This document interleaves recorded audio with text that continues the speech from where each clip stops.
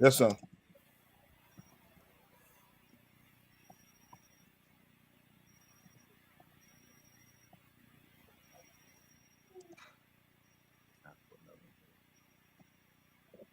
That's So not like it. Isaiah 49 and 15. That sounds like it. That's it. Read that for me. Well, so like this is the one with talking about the suckling That, child. yeah. I know. So like Isaiah chapter 49 and verse 15. Can a woman forget her suckling child? Right. It's a question being asked. Right. Can a woman forget her suckling child? Right. And it's almost like like sarcastic. Why? Because a woman back then was doing what? What were they doing? Like, what do you think they were doing? They were nursing, breastfeeding. Breastfeeding. They were breastfeeding, but why is he asking this question? Slug it, sir. Come on. Well, from my assumption is because it's possible a woman can forget her child. When does a woman forget her child? Like What? So, like I said, come on. Most of the time, it's because she becomes selfish. That's it. She's focusing on herself. Selfish, and what again? So, like I said, he said focusing on herself. Well, that's selfish. What and when again?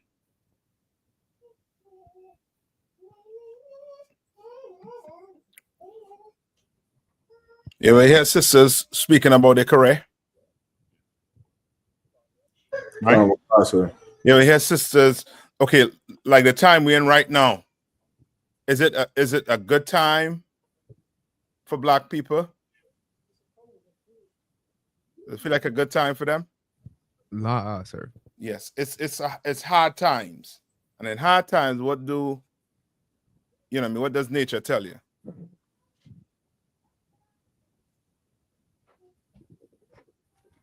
So, like I said, to be selfish and worry about what you have going on. Why? It's like I said, like naturally, a person would only defend itself. So that's it. Because you worrying about what? Staying alive. Come on. You so pressed that you trying to what? Just make it to our next day. And here comes the word, the P word. I'm pregnant. You understand? A poor sister, in her mind, she can't what? She can't afford this. She can't afford this. And what happens? She goes down to where? Planned Parenthood. She goes to a clinic to try and do what? Abort the baby, sir. To abort the baby. Or you have the child, but the child is a burden. You want to go where? You want to enjoy life. So guess what? You leave the child in some home with some food, right? And off you go on your cruise and come back 3 days and it's like, what? I just want to have some fun. What? I left him with food. You understand? So the question being asked, what? Can a woman what? So like I said, can a woman forget her suckling child? So like I said, right. The question was, can a woman forget her child? Yes. So read on. That she should not have compassion on the son of her womb. You understand? That's another part to the question. Remember the billboard that they had up in New York, and that bastard, what's his name? L. Sharpton, I think. Cried. Oh, look up for that picture. That picture that L. Sharpton wanted to take. No. Right? Was on the billboard. So like y'all the one. I think that was Jesse Jackson, where he said the dangerous place, the most dangerous place for a child is in a woman's womb. Yes. I think it was Jesse Jackson, I one, if I'm not mistaken. Well, one of the same. Cut from the same cloth.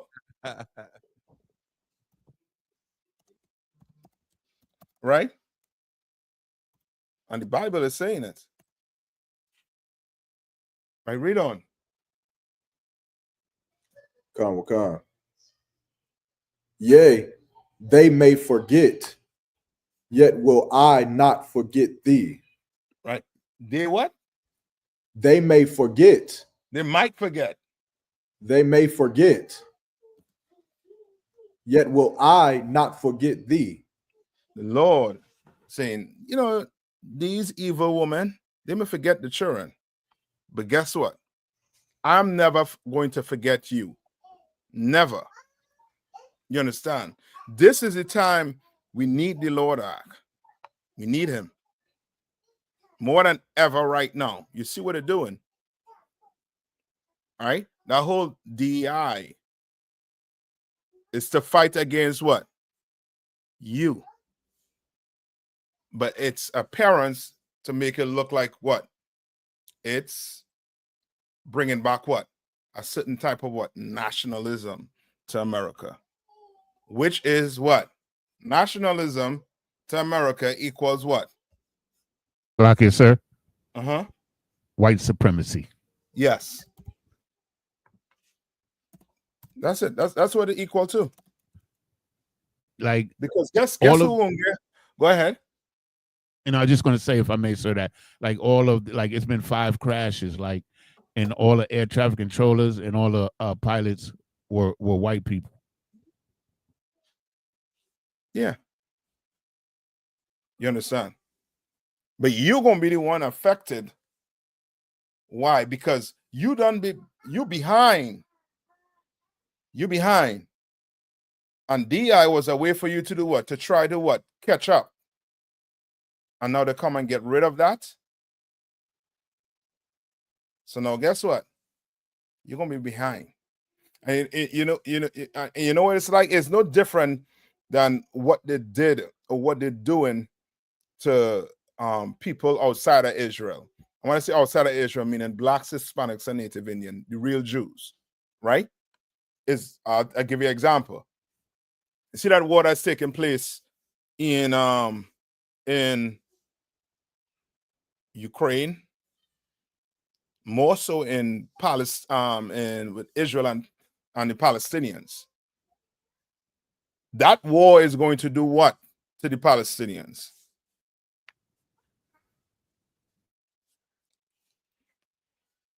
What is it going to do to the Palestinians? Come on.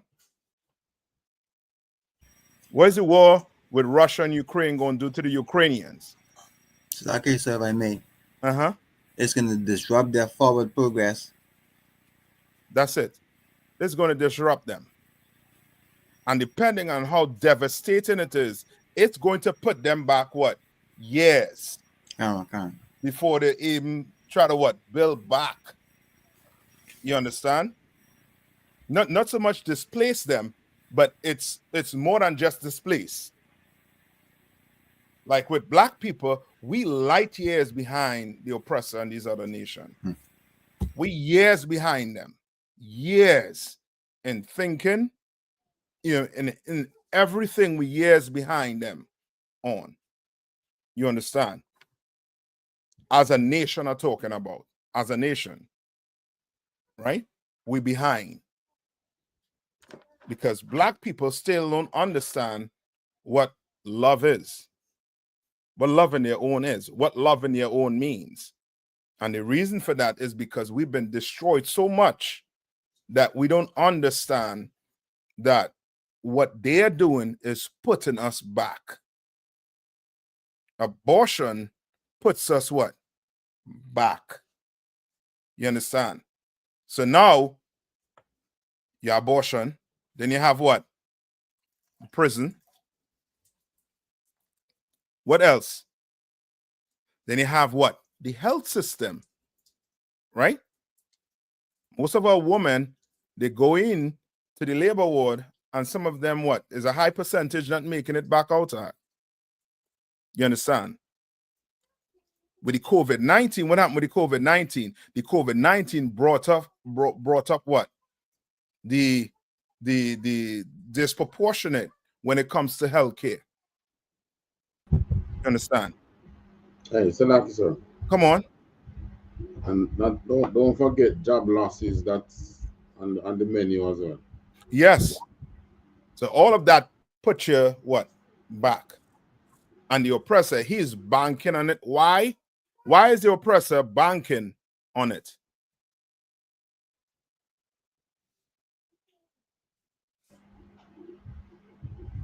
Salaki. And as King Judah said, that hunting yourself, the police, right? That goes into what? The prison system. Right? Now, why is he doing all of this? Salaki, Why is sir. the oppressor doing all of this? Come on. He just hates your guts. Yes. No, that I can't say no. I can't say no to that. Salaki, sir, if I may. Hold on. So what I said so that we could we have to rely on him.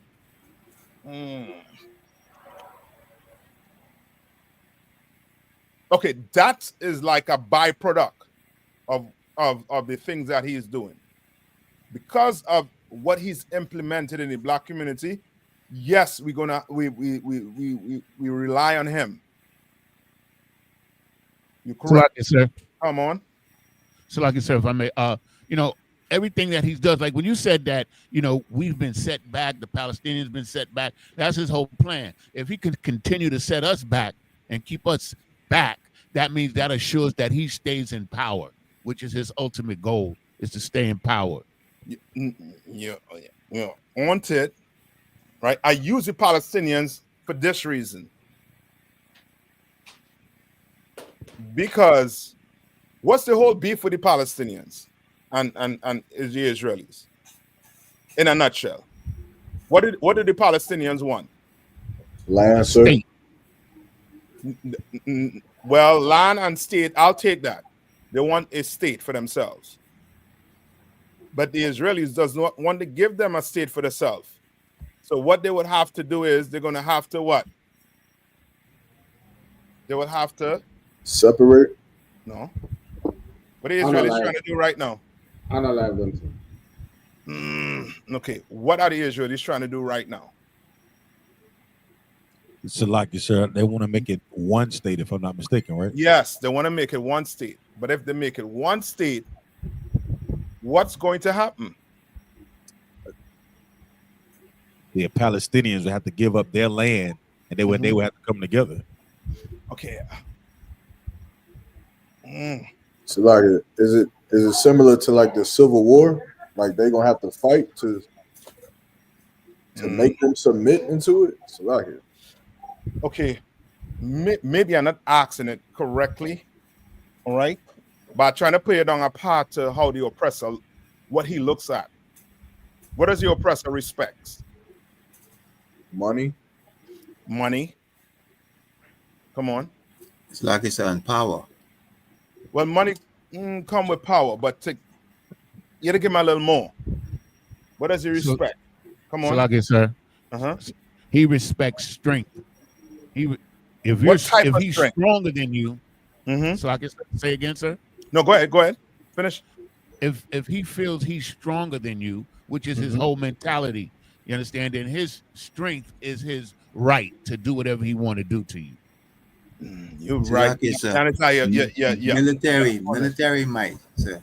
Okay, military might. You gotta give me a little more what you mean. Okay, what he is doing right now with the Mexicans, what's his reasons? He's trying to do what? He's kicking them out of the country, right? Oh, so like, so like, is what he's doing? Is it to create his image, to give him a innocent image? So like, he pushed the propaganda on the Mexicans to make them all criminals, so that when he kicks them out, it's, you know, he has a right to do it. Okay, I'm gonna go back to the Palestinians, right? Israel won the land, but they are going to have to either absorb the Palestinians or do what? Kick them off the land. If they absorb the Palestinians, what has to happen? Salaki, sir. They have to support the Palestinians if they absorb them. They gotta make them part of their system, if I may. Yeah, maybe I'm not asking it correctly. Let's go to here with in Exodus, right? Why did the Egyptians deal with us Hey, Slacky, like sir. that? Come on. Yeah, I was just gonna go up that back to Egypt. The same thing that Pharaoh would have said. If they allow them, then they will come more than us and mightier than us. So what does a heathen fear? Your numbers. That's it. He fear your numbers. Do you understand? You could literally have a conversation with a 12 tribe.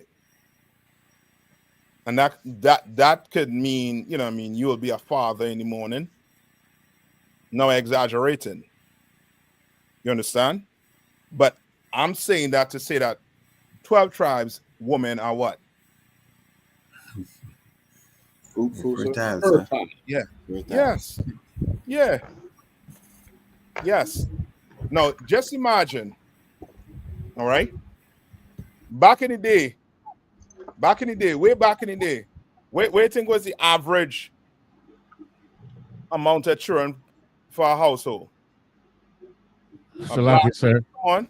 Like 10. Salaki. Come on. 10 and 12. I would say about 15 to 20. Yeah. All we know is it wasn't 1 or 2. It wasn't 1 or 2. It was a large amount. Right? Now, just imagine he had allowed us to procreate like that. What would have happened? We would it'd be too many of us. Yeah, it'd be too many of us. Too many of us. Too many of us. Even though in slavery, we were still more than them, but the mental chain he had on us, that will only last but for a time. So he had to do what? They had to what? Deal wisely with us. Right? Give me that in Exodus. Salaki, sir. Come on. We're bringing out so very important and, you know, heavy as well too, because even when, you know, they even look at black people on the streets, even when two brothers come together and they talk, they always have a problem with it, because now they fear our conversation is about growing in numbers. Even that and all so spiritual and you know, as you bring that point, it directly on point, sir. So that he is scared of them numbers. Like you know that them Mexicans, they be having what? One in one arm, the other in the other arm, and I don't know how to pushing a prom. And one in the oven. You understand? They cannot afford that. And the Mexicans, 1 minute, and they say the Mexicans, their work ethic arc ain't no other nation on the earth can match their work ethic. None. So you can imagine leaving them alone to themselves. What will happen? You understand? Yarmak, Salaki. No, so I was just saying it's Exodus 1 and 10. Yeah, go ahead. Exodus chapter 1, verse 10. Come on, let us deal wisely with them, lest they multiply. And it come to pass that when there falleth out any war, they join also unto our enemies. And that's what they fear. That's literally what they fear. Literally. And it's not just Esau here. It's not just the oppressor here alone. It's on the whole. But here's where we are today. And you're seeing it playing out, right? And the whole concept of us going to vote and thinking that our vote will make a change. is just a, you know what I mean, it's just a pipe dream. You understand?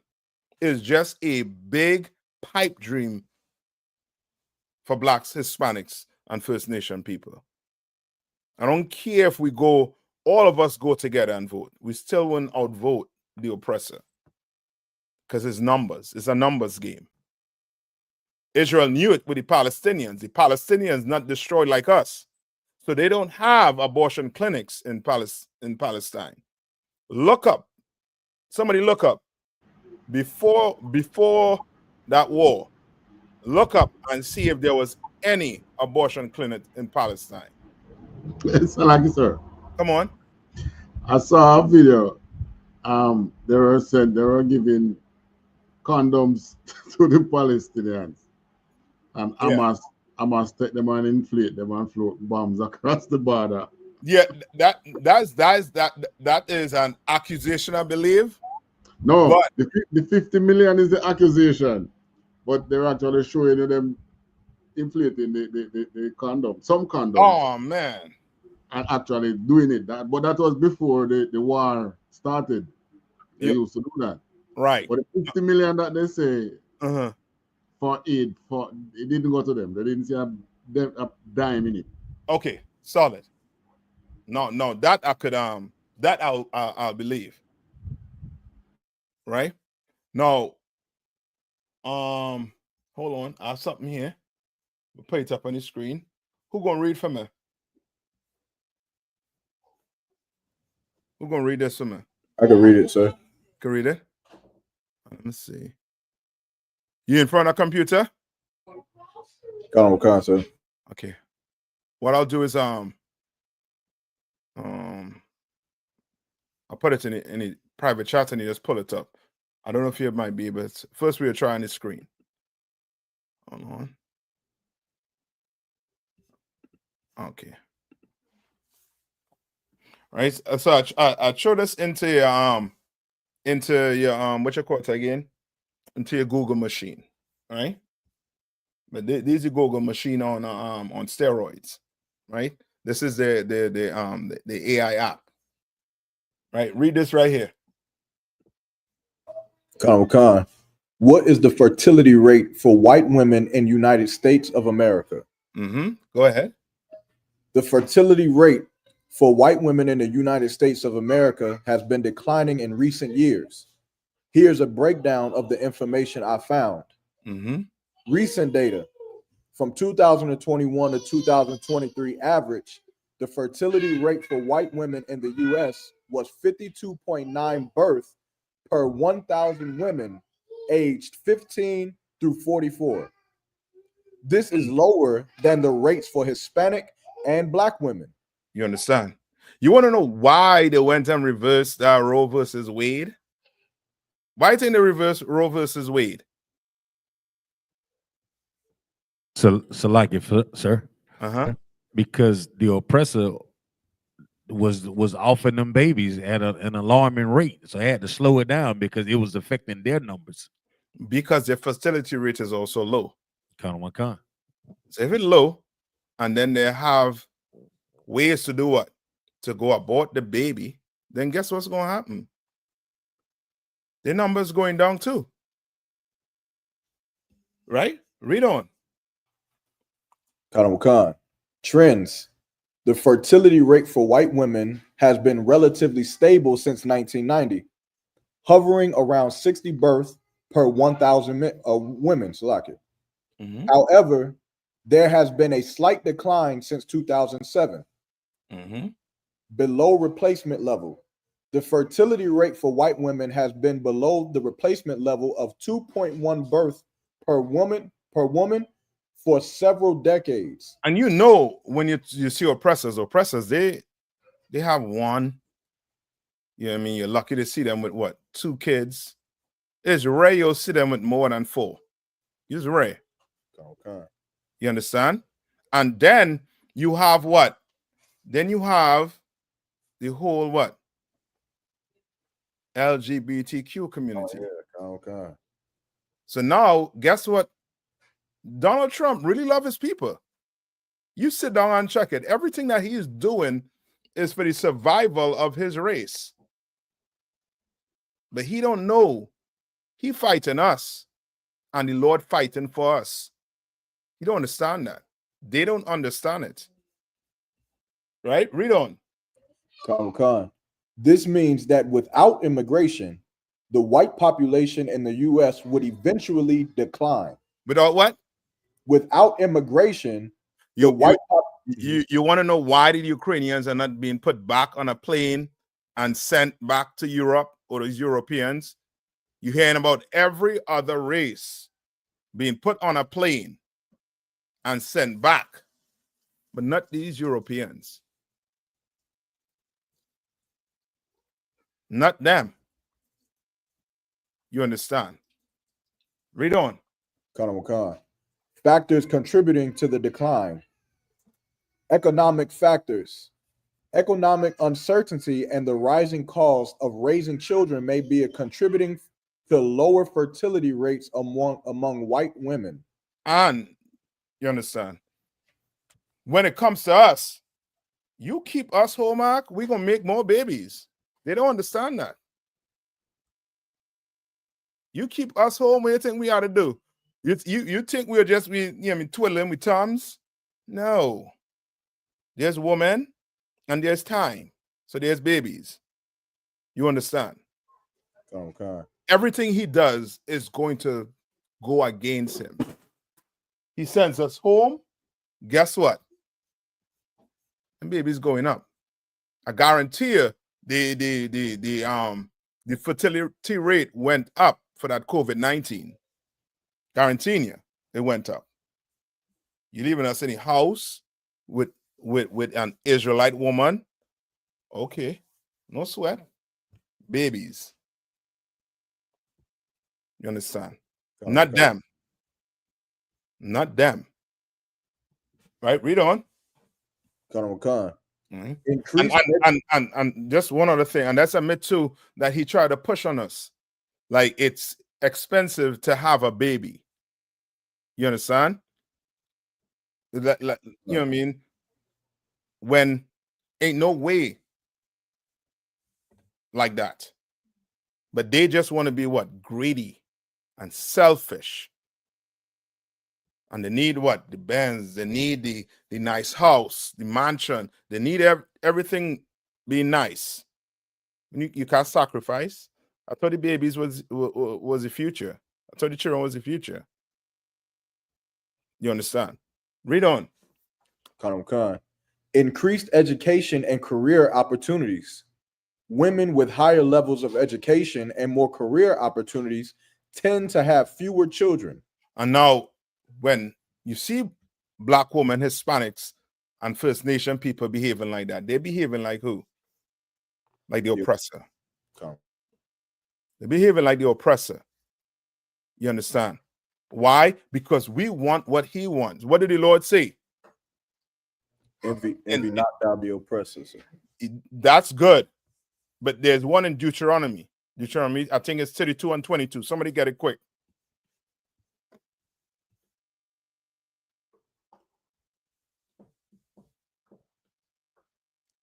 Right? Why is somebody getting that? Read on.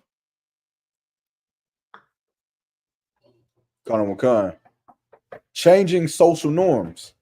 There has been a shift in societal views on family size, with smaller families becoming more common. Yeah. Because now, these women trying to do what? Become, super managers. They're trying to make money. They simply put it. So guess what? They're going to have the babies when they're what?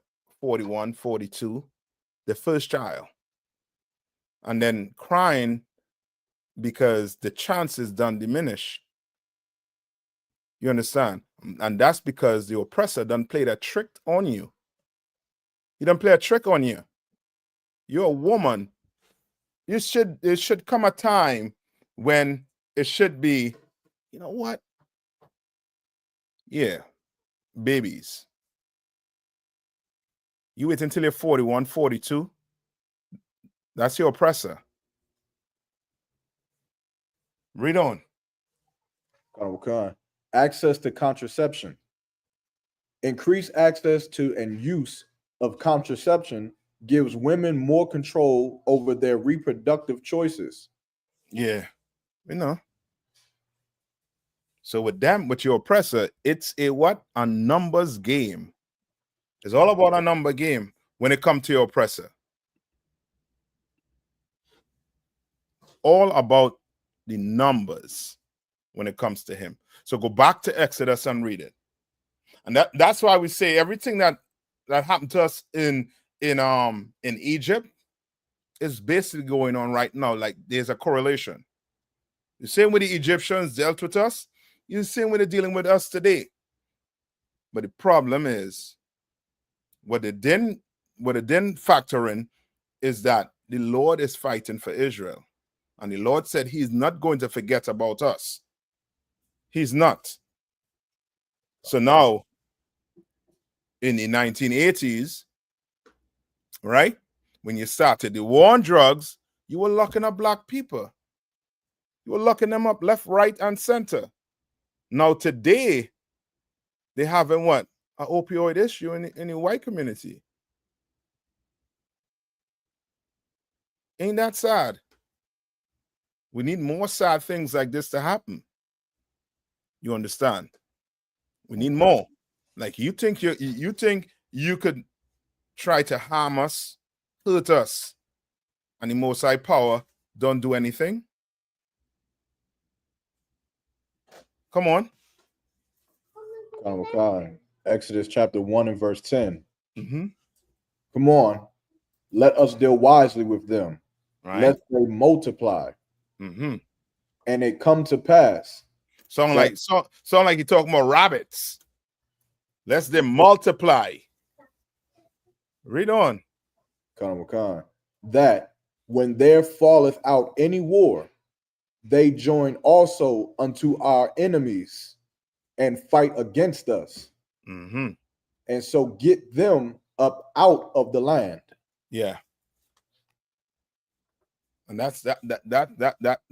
So America think that they're better than Egypt. They think they have it better than Egypt.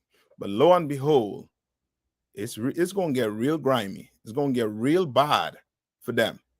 All of a sudden, all the policies that they made back with Biden, Trump, it looked like Trump coming and doing what? Overturning all of it. He trying to stop the war in Ukraine. You understand? He's trying to close the border up. Trying to get rid of DEI. He's trying to, lots of things. That abortion. Oh boy, that Wade versus Roe versus Wade that got overturned. They're trying a whole lot to get their numbers up. But it ain't gonna happen just so. We're gonna grow and grow and grow.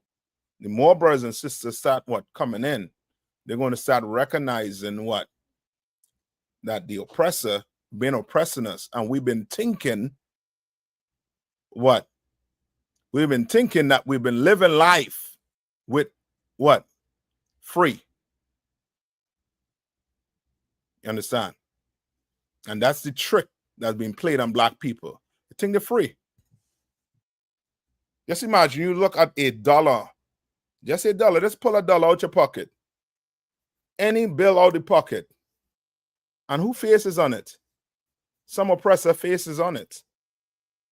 And we ain't gonna think for ourselves, okay, if we're free, why it is we can't have our own currency?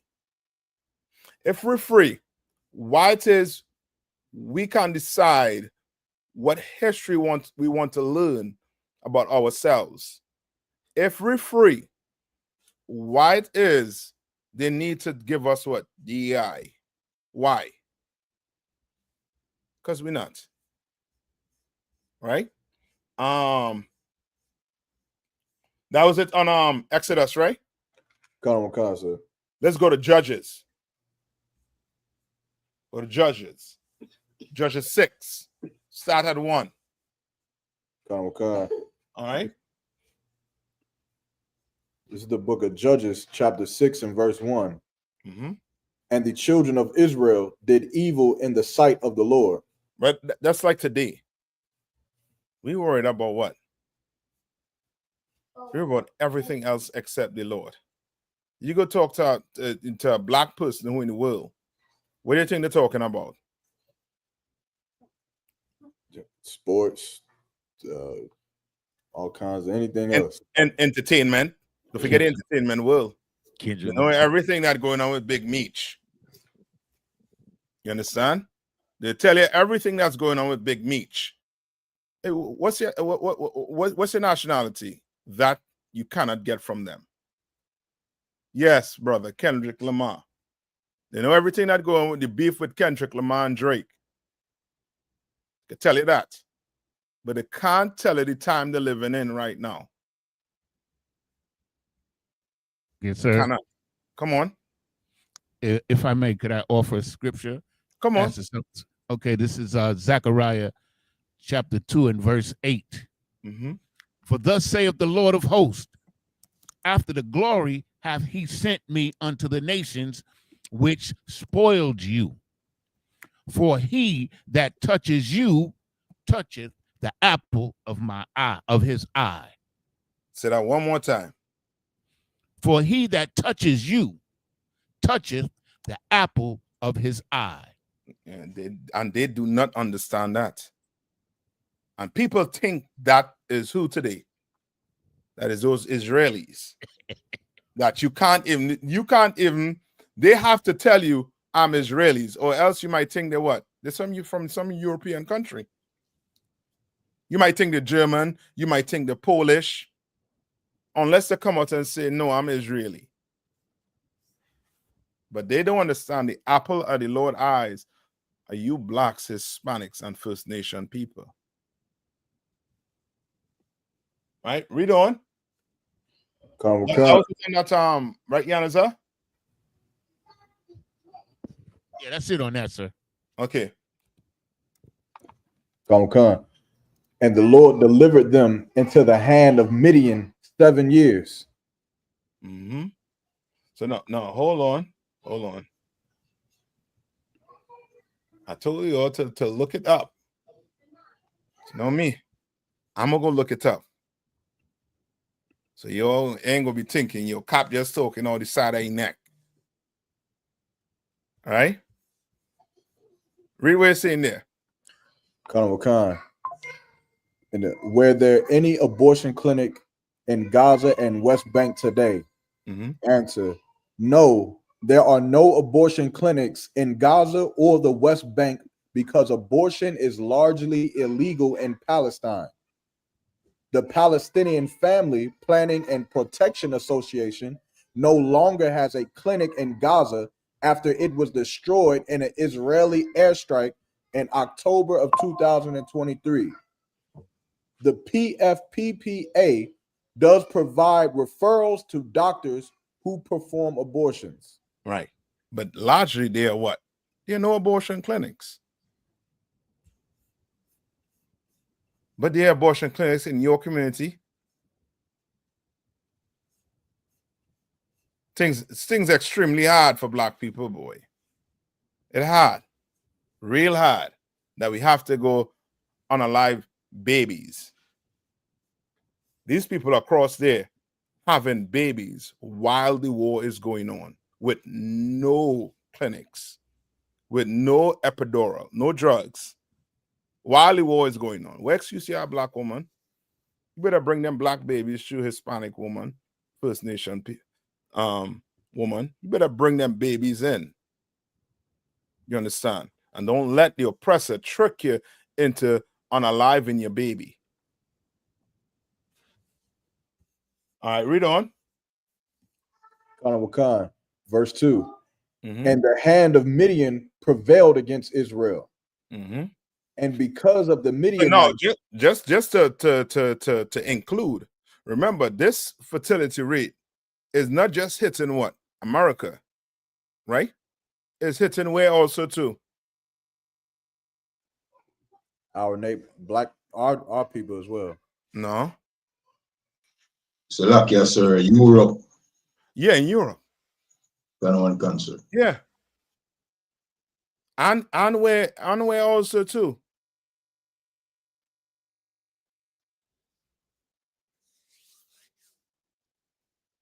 In Israel. Israel has a problem too. Because guess what? Them Palestinians' birth rate is higher than theirs. So your oppressor is a numbers game. And he just needs an excuse to level the playing field. You understand? What did the Bible say? Go to Isaiah, where it say he did weaken the nation. In Isaiah 14, I believe.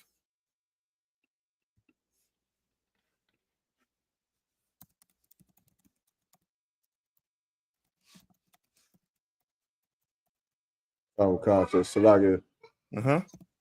Is Isaiah chapter 14 and verse 12. Yep. How art thou fallen from heaven, O Lucifer, son of the morning? Right? And this is, of course, the Christians like to give this to who? The so-called make-believe devil with a pitchfork. Right? The make-believe.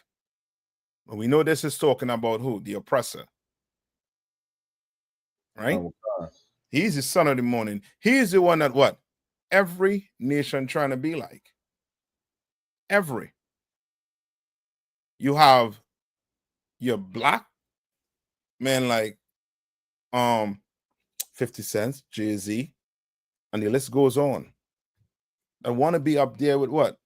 Your oppressor. Right? Read on. How art thou cut down to the ground? How thou what? Cut down to what? To the ground. To the ground. And who's going to cut him down to the ground? The Lord. He's going to cut them down to the ground. See all them planes falling out of the sky? Why I'm to all this technology? Just falling out of the sky. Because the Lord coming to visit this earth. All the technology he had, he couldn't save California from burning. Couldn't save them from burning. All the technology he has. Name a few wars that America was in. Just name them. The Vietnam War. Did they win or lose? They lost. They lost. The man another one. Revolutionary. No, not the one that they did to get America. Oh, okay. That one of the most, you know what I mean, like in this century. So you had the Vietnam. What's the other one? Iraqi War. Yeah. They win or lose? Still going on. They ain't win nothing. they haul the ASS out and left equipments. Who's in charge? The Taliban. Yeah, the same ones they went to do what? Get rid of. They couldn't. Yeah. And they're back in power. So like it. You had the was it War 1812? Now you going all the way back. I talk about in this century.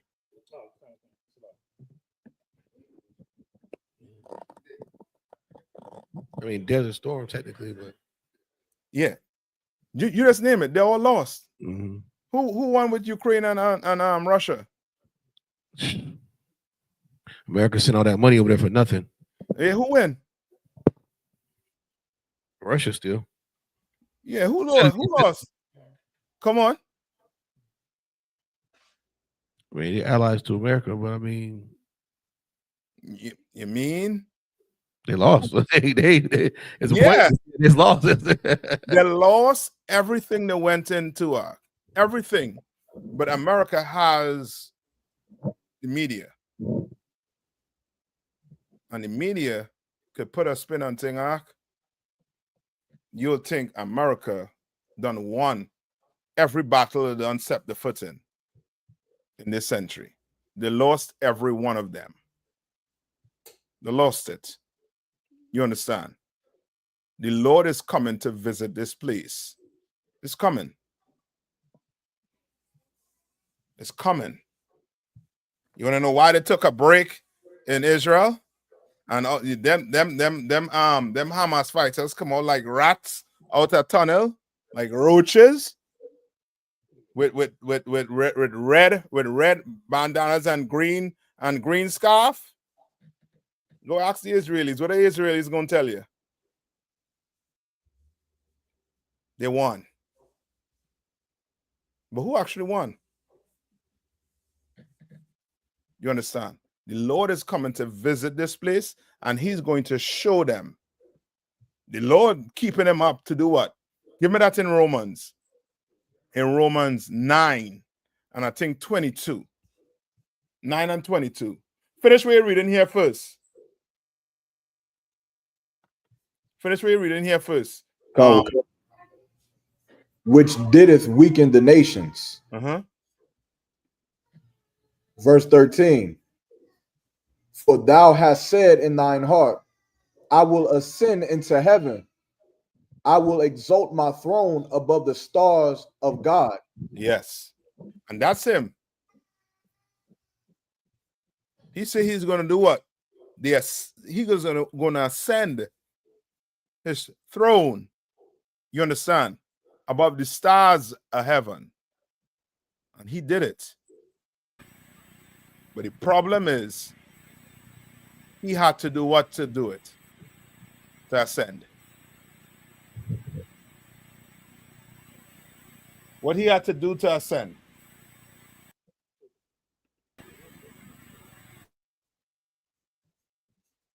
Like so, oppress us? Yeah, he had to kill us. He had to unalive us. He had to stomp on some heads. He had to oppress us in that process. To the point where today, brother, you go talk to any black person and ask them if they're free. What are they going to tell you? They're free. They're free. Slavery is over. Slavery is over. They're going to tell you that.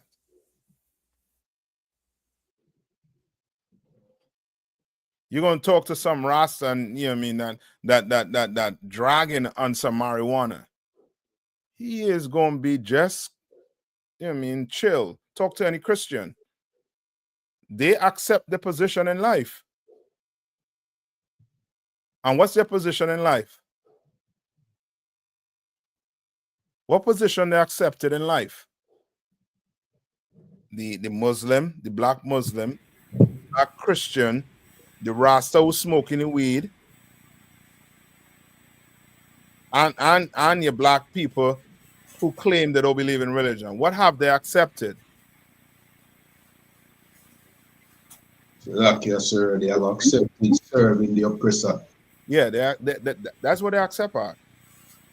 You sitting down in this class because you don't accept it. You're trying to make a change. You're trying to fight. You understand? You're trying to bring Christ back. You're not chilling. You're not saying, I'm just going to live my life till I'm old and gray and that's about it. No, you're not doing that. Going out to the streets and telling the white man to his face he's the devil. You crying on to the Lord. You understand? To unalive as much of them as possible so that they know, you understand, who he is. Right? Give me Romans. Romans 9 and what? 22, sir. Huh? Well, you said Romans 9 and 22? Yes, sir. The one with Pharaoh. Wait, he speaks about Pharaoh. Give me 1 minute. 9 and 17. Okay. Book of Romans, chapter 9 and verse 17. For the scripture said unto Pharaoh, even for this same purpose have I raised thee up. All right, even for this purpose, I have what? Raised thee up. Yeah, that's America. Europe is looking to America, and America just took a big you know what I mean, dump on Europe. A big dump. America got Europe to do what? To buy into that war in Ukraine and Russia. To buy into everything they want to do in Europe or on this whole entire earth. Read it one more time. The Romans chapter 9 and verse 17. Mm-hmm. The scripture said unto Pharaoh, even for this same purpose have I raised thee up, that I may that I might show my power in thee. Yeah, the Lord raised him up, make him look almighty and powerful. You know, you want to know why Saudi Arabia sat back and watched the brothers get, you know what I mean, blown to pieces, and them children blown to pieces? Because they're scared. Jordan, all them Arab countries, because they are scared to go to war with the oppressor. He dropped. Did he have to drop the bomb on Hiroshima and Nagasaki?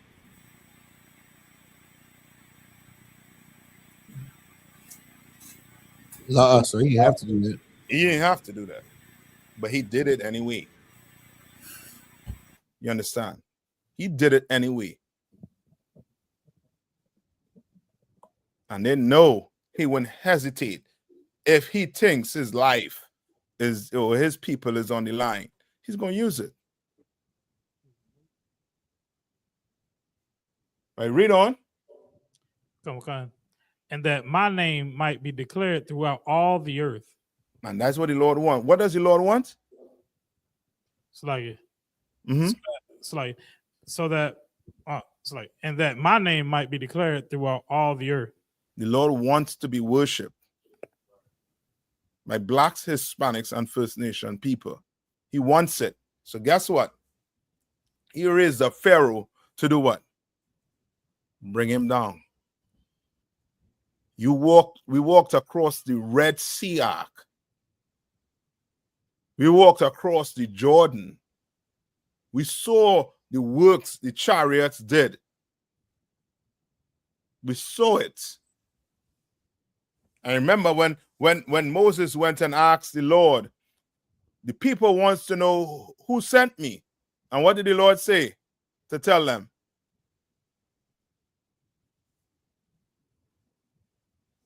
What did the Lord say to tell them? Salakia. Come on. First he said, tell him I am sent you. Then he told him his name. Yes. Then he told him their name. Yes, his name. Because he was Yahweh. Yes, because he was pissed the hell off. He was pissed off. Like, you all know who's me. I've been riding with you out to Egypt. I sent all that plague to Egypt. And you still ask who I am? I am who that I am. That's who I am. That's who I am. The Lord was pissed off that you had to ask him. And now he's telling you that he's going to destroy Pharaoh. He's going to destroy America so that he be worshipped. You understand?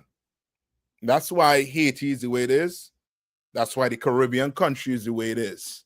Even though you hear a ton of uprising in the Caribbean. You understand? That is not going to happen until we what? We turn back and serve the Lord. It's not going to happen. And if you think for 1 minute, the Lord looking at your number, you are a fool. You're a fool. I'm going to read a story here. We're going to get back to that story. So go back to Judges. All right, you all know who we're reading about here? In Judges? Who are we reading about in Judges?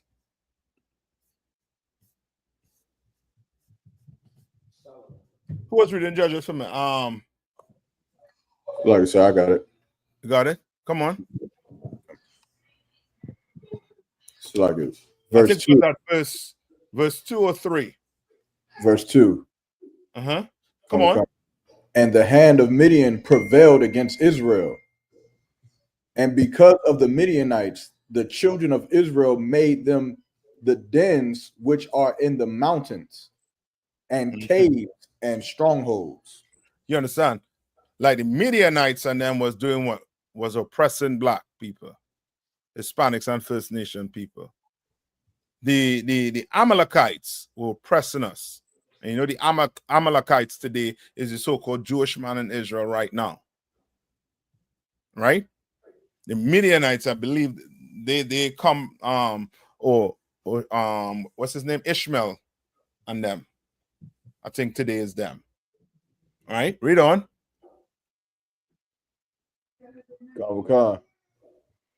Verse 3.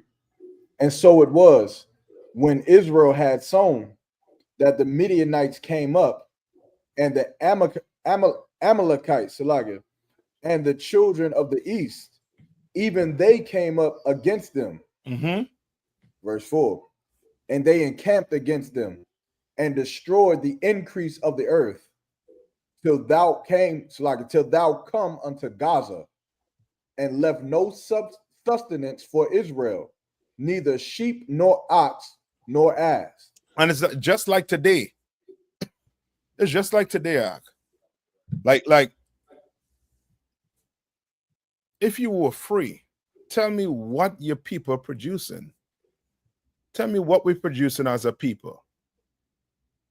Like what we're producing from raw material. Nothing. Nothing at all. Sure, we don't have a toilet paper factory. Sir.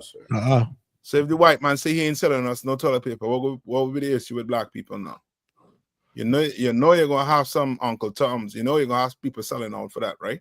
Right. You know people will be, you know what I mean, will be giving up the coordinates for for a roll of toilet paper. So like I said, come on. To destroy the increase of the earth, is that just saying like the crops and stuff, they just burnt it so we couldn't have it? Not just the crop, just think anything that, you know what I mean, that a nation needs to survive. You understand?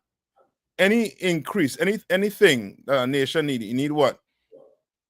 You need livestock, you need crop. Give me some of the raw materials you need. It's like they need building material. Huh? You need building material. Yeah, you need building material. Anything, you know what I mean, they just destroyed. Why they're destroying it? Remember what we started off with? Numbers. Like this is to make sure you are placed back. Every time, those of you may not have been around, but there was a rally, a Glenn Beck rally. I believe Commander Johnny YAHANNA was speaking. And a white man came up and was saying, he made a statement saying that every time black people start coming up, when I say start coming up, meaning start somehow waking up, right? The oppressor has a tendency to knock us back. Upper mobility. Right? Yes. He has a tendency to knock us back down. So now, guess what? That whole DI, whatever is happening right now, is to throw you off. Because now is a time for people what are talking about? He's going to get rid of that that awoke spirit. You understand? Because with that awoke spirit, what's going to start happening if you leave black people alone? What do you think going to start happening? Eventually, we'll start coming together and building up and trying to search for our power. You giving me the end result, right? We'll start to see who the enemy is. Yes. We'll start to see who the problem is. Yes. Because now, if you allow people to go back and start look and see, guess what? We start going back to where does American history tells black people their history start? Plantation. Africa. Slave ships, sir. Slave ships, Africa. Right? But somehow you think you think it's by mistake that that there's no when you look at those ancient shows, like let's take for example Moses, Charleston Hester, right? Take for example the Passion of Christ. Let's take these, you know what I mean, these movies, these type of movies, example. You see any black people in it? Sir. But the black people that like to throw in is who? It'd be like the extras and like Chicken George or some extra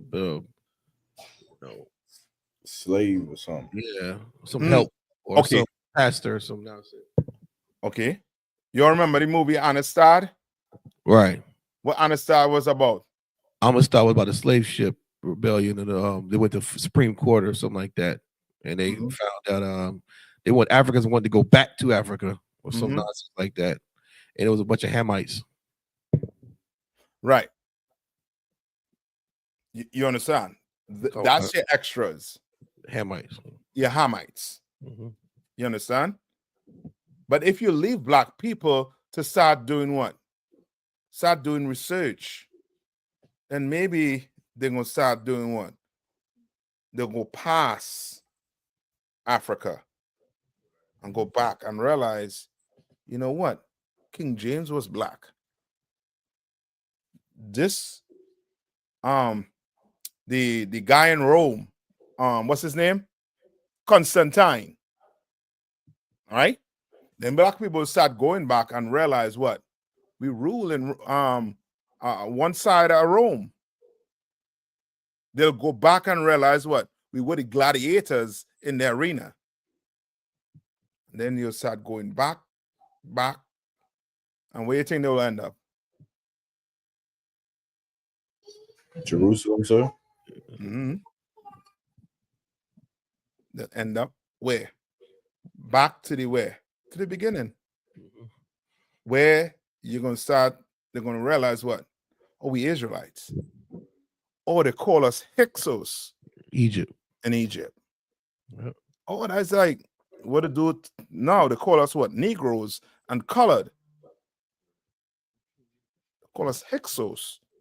We'll start waking up and realizing our history don't just start in slavery. We've been great on the earth. We've been the ones, you understand, that were in rulership on this earth, all the way back to where? To King David. And then we'll realize we'll teach them Rastas and them that whole hoax that the Ethiopian put on them by saying King David had sex with Queen of Sheba to have Menelik was just a myth. All them thing was what? Lies. Let's start waking up. So he has to do what? He has to come and dismantle everything, cause a ton of confusion. So now what does black people focus? What's their focus? I'll come to you just now. What's black people focus right now? Right now it'll probably be, Kendrick Lamar or some nonsense. Okay, beside Kendrick, meaning I'm going back in black people houses. What are they doing right now? What are they trying to do? Salaga, sir. Come on. Just trying to survive. Make it the next day. That's it. That's it. Why? Because now the oppression getting what? Salaga, sir, it's getting harder. Yeah, it's getting real. It's getting real. Sluggish. A packet, a carton of eggs is like $12. A pack of chicken, $24. You used to get a pack of chicken wings for $7.99. Now it's like $24. Brother, and me and you can't go and get a hen and have a hen in the backyard. and lay some eggs. Like, what does it cost for a hen to lay some eggs? Akashka. Slack is Uh-huh. Yeah, your chicken is gonna probably eat 2 pounds of feed, Mm-hmm. and that's gonna equate to an egg every 25 hours. I'll leave you with that. It don't cost much for eggs, but he is creating a situation where now you're going to get desperate. So guess what? Eggs is how much? $10.99, $12 a carton. So guess what? Black people are going to try to do what with them eggs?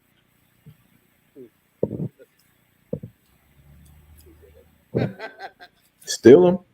Yeah. Salaki, sir. Salaki, sir. Uh-huh.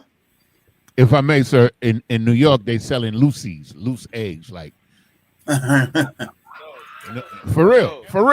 Yeah, like you are laughing, but brother, it's real hard. Where right now you go into groceries, some groceries in certain areas, you open the cartoon, it ain't gonna be 12 eggs looking at your eye.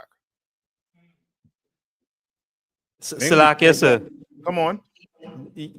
Just hearing this, from the richest place in the earth, in the Caribbean, this brother saying that, because I basically we just do down in the Caribbean is biting loose.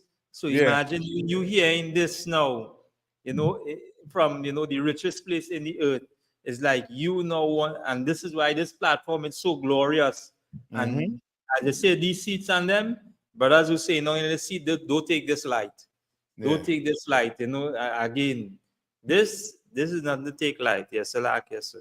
Yeah, I tell you, it's getting real bad. Like that, the Hebrew Academy preparing you for that. Trust me, it's preparing you for that. Salaki, sir. Come on. I got a question. So, like, they blame the egg situation on this bird flu. Is that like one of the plagues? That could be linked to a plague, like the Lord say, He's going to plague this place. He's going to do it. But what I'm saying is, like, that price still don't have to be that high. It do not. It have enough eggs to pass around. But people so damn greedy in this place. You understand? The rich. You think they have any problem for egg? Sir. No, they maybe have one fridge with just egg in it. Me and you?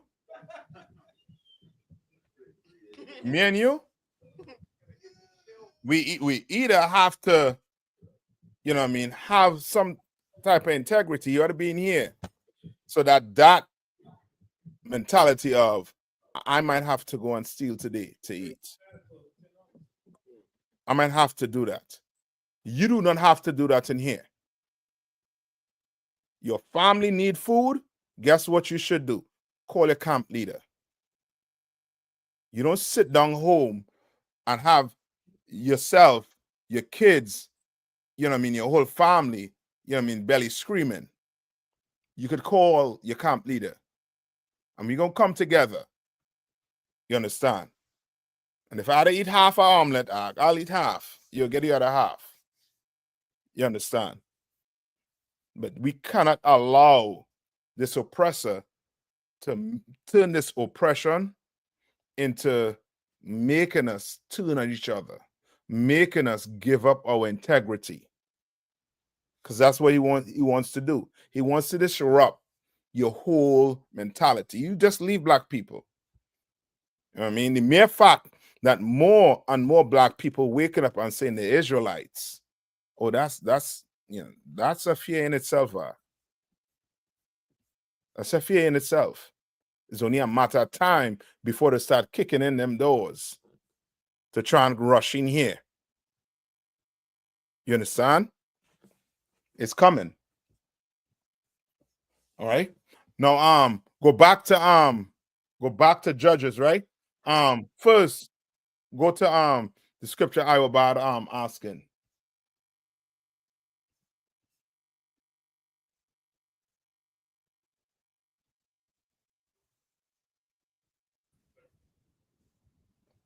You know what? I will bad.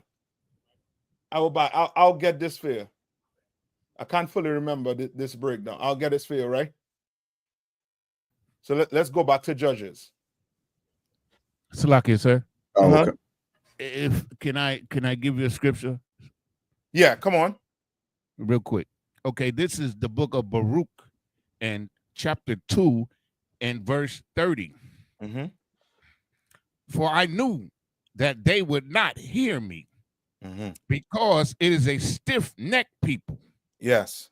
But in the land of their captivities, they shall remember themselves. Yeah, that's an excellent scripture.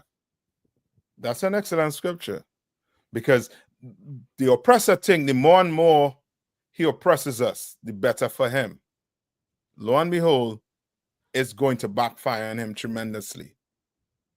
It's going to what? It's going to bring us together. It's going to bring us together, because we're going to realize, the Mexicans going to realize that, you know what? Us and the blacks, we have a common enemy. The Native Indians going to realize us and the blacks and the Latinos, we all have a common enemy. You understand? We all. I mean, you know what that did with Puerto Rico, that they're driving these Puerto Ricans off the island act. And now the oppressor, he is going across there now and living. And you know what's the perks? What's the perks? The water, sir.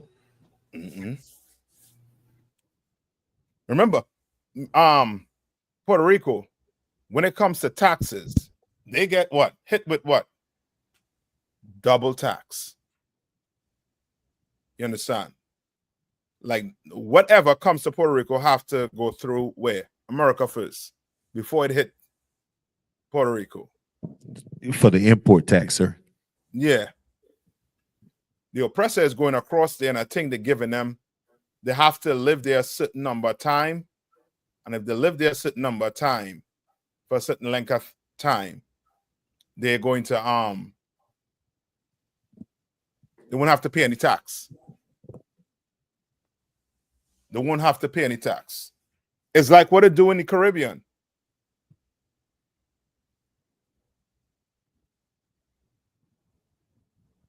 That's it. Yes. Hosea 5:15. Perfect call. Right? What do they do in the Caribbean with them with the Chinese SWAP? What incentive they give the Chinese? You know?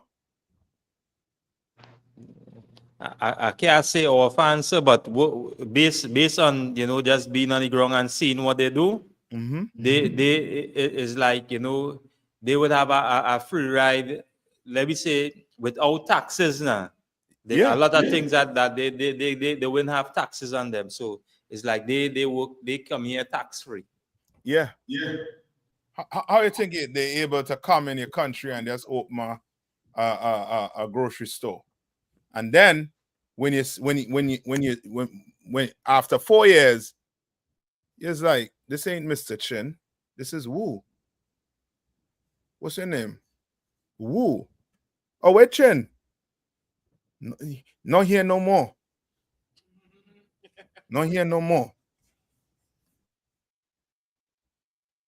Because they work in the system and they already made deals with your government. You understand? Like, the oppression is real. And it's happening. Like, ain't no nation coming and telling you, yo, what them Chinese and them doing, they're oppressing you. What the oppressor, what the white man doing you, he oppressing you. No nation coming and doing that. Because every nation doing what? Oppressing. Every nation. Say it one more time. Oppressing us, sir. Yeah, every last one. That's why when Christ come back, it ain't gonna be like, you know what I mean, well, I didn't know. you knew. You knew. Where are the Palestinians right now? Are they on the border fighting with the Mexicans? 40 Mexicans. Where they are? Oh, they had their own problems to take care of. I understand. Just trying to tell you. Just trying to warn you. In your time of need, them Palestinians would not come and help you. They would not. Now go back to Judges for me. Okay. Skip down to verse 6. Okay. It's the book of Judges, chapter 6 and verse 6. And Israel was greatly impoverished because of the Midianites, and the children of Israel cried unto the Lord. That's all we had to do, cry unto the Lord. But we got to put the cigarette down, the pipe down, the chalice. You understand? We got to take that dress off. You understand? We got to take it off. We got to do what the Lord said to do, and we're going to have to cry unto him. We're going to have to. Ain't no getting out of this oppression. You ain't just, this ain't no flick of a switch. Ain't happening. There's some sacrifice you're going to have to make. There's a reason why they don't let you read about, they don't try to make you link yourself with Christ. The reason why, you understand, is a reason why they link themselves to their leaders that they represent as great in their eyes. Because their leaders show them what? What did their leaders show them? What does George Washington show them? What does George Washington means to these oppressors? Come on. So like I said, he showed they love them. Why? Because he showed them what? That he was willing to do what? Give his life for them. Okay. He's willing to die. He was willing to sacrifice himself for his people to survive. Why you think he burned the bridge? Because there ain't no turning back. They were willing to do that to their brothers. What the hell are you going to do? Nobody asking you to burn a bridge.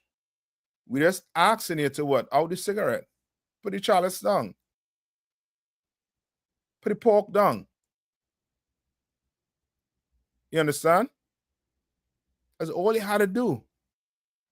You don't have to pick up a stick. Let's imagine that. You don't have to pick up a stick to go fight the oppressor.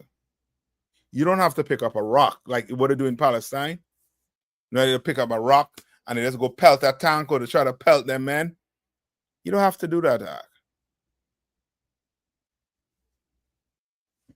Put the crab leg down. The shrimp. The unlawful food. Just put it down. Read on. God, verse 8. That the Lord sent a prophet unto the children of Israel, which said unto them, Thus saith the Lord God of Israel, I brought you up from Egypt and brought you forth out of the house of bondage. And that is what I don't want you to realize, that you are the people that the Lord brought out of what? Egypt. Once you recognize that you are the people that the Lord brought out of Egypt, oh, we're going to see something different. Now, them sisters, you see a sister with her behind out. Sis put on some clothes. And if she does not put on no clothes, nobody looks at her. Nobody wants her. Nobody. You understand? Now we're going to start doing what? Policing ourselves. Now, smoking cigarette is going to be what? A taboo in the black community. Now, that molestation that's in the black community is going to be a taboo. You ain't going to be doing it. You understand? Because it's going to be a problem.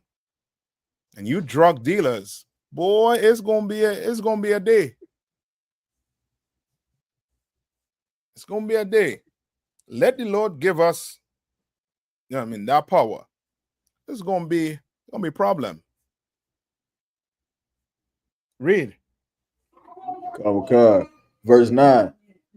And I delivered you out of the hand of the Egyptians, out of the hand of all that oppressed you, and drave them out from before you, and gave you their land. And gave you their land. You understand? Like the Lord drive them out. The Lord did what? The Lord unalive these nations. For you, black man, Hispanic and First Nation man. For us. Your oppressor, he looking at your numbers. And he is every day and night, his think tank is thinking about a way to do what? Further oppress you, further dwindle your numbers, further keep you down. You understand? Look at the state of the black colleges right now compared to what, 50 years ago. Where the black doctors, where the black lawyers, where the black dentists, where are they? They're few. They're few. And that's because your oppressor, he working day and night to make sure your people are kept down. How many of you know how to build a house? Anybody know how to build a house? You think that was by mistake? That was done on purpose. Yeah. So, like you said, Come on. The full builders are few. Yeah. It's few. Everything is few amongst us. And it's not by mistake. It's not by coincidence. It was done on purpose. Salakia, sir. Come on. And what you said is heavy because back in the 1920s and the 30s, like we were the labor force. We were the ones that were building all the houses. We had all the skills. You understand? We were the bricklayers. We were all of that here in America. And they skillfully removed us from those positions so our sons could not inherit those positions. That's it. Salaki, if I may, out of one. Come on. They did a hell of a flip on this out of one. They say one thing and then they do something different behind closed doors. Because if I'm not mistaken, a couple months ago, they released a story or article that was saying that if it wasn't for slavery, we would not have the skills that we have today. You remember that article? But then we look at the real labor force, the skills that they say that we so-called have in slavery, gained in slavery is only used to benefit them in their kingdom, not to build us up as a nation. Yes. Yes. And the ones of us who become, exceptional in this kingdom, right? As you see, they think more American or more whites. You understand? When 20, 30, 50 years ago, it was, I'm going to become a doctor for my people. I'm going to become a lawyer for my people. I'm going to become a carpenter for my people. I'm going to become a farmer for my people. They need me. You understand? That's where you had to start instilling in your kids' head that they ain't just doing it for themselves to get rich. They're doing it for our nation. You understand? They're doing it for our nation because, boy, if we don't do it, I'm telling you, Esau is going to make sure that the labor force goes to him and not your people. All right? Any more on that? Come on. That's really heavy, you know. In out here in Jamaica, about beginning in the 80s to 90s, they start killing out the major, the tier 1 trade centers. out here until there is no tier 1 trade center now. Save one. I think that one is in Kingston. Yeah. And they use it. As a matter of fact, they turn it in a like a college run by Archers. And what you find now, all those millwrights and the top welders and so on, not one of them that pass through those tier 1 trade center is in the island working. I'll tell you, none of them is in the island. Some of them, they went to the States to visit, and somehow they managed to scout them out through either friends or something.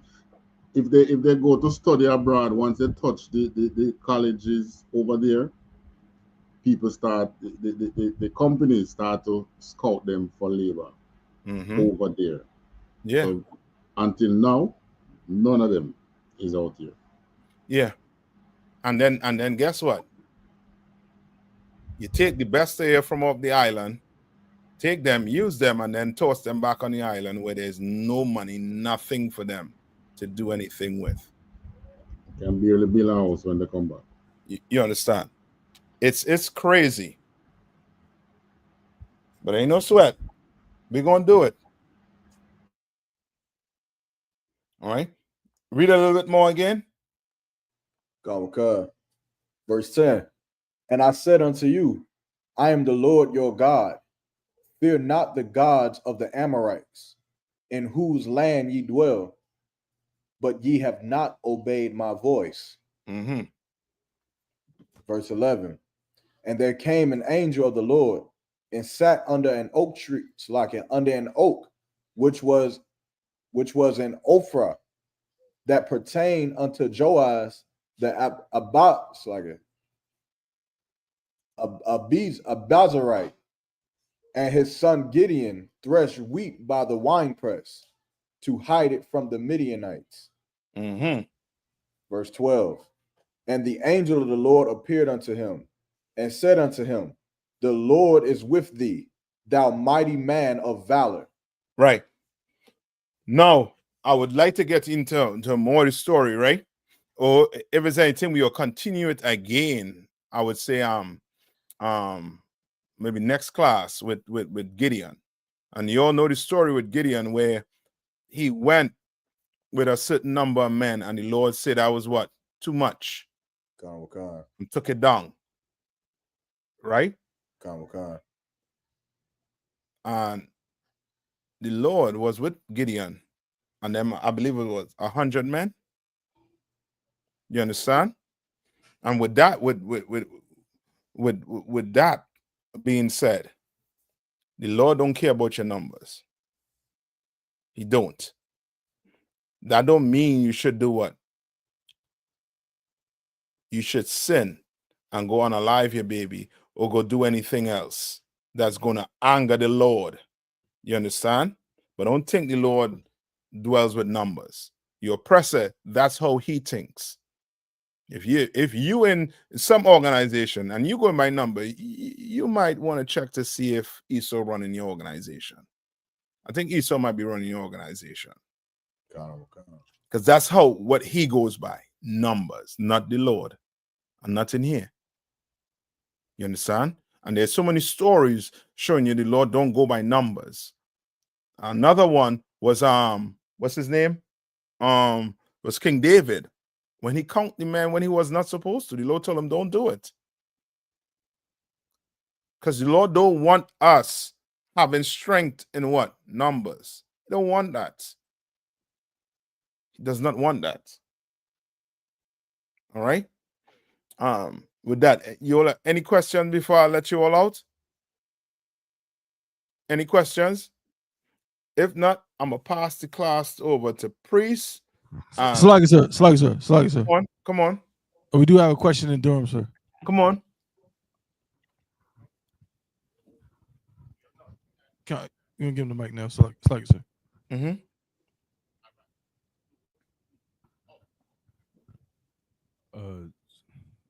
Shalom. This is Trooper Shemai Bar. Yeah, come on. What's going on, Trooper? You good? Khan, I'm good. Mhm. I just wanted to ask,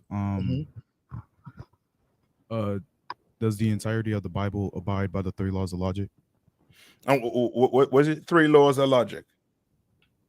Basically, it's the law of identity, the law of non-contradiction, and the law of excluding the middle. The law of what? The law of logic. Yeah, the law of identity, the law of non-contradiction, and the law of excluding the middle. And the law of what in the middle? Excluding the middle. Excluding the middle. I'm right. pretty sure. Right. And what do you call that law?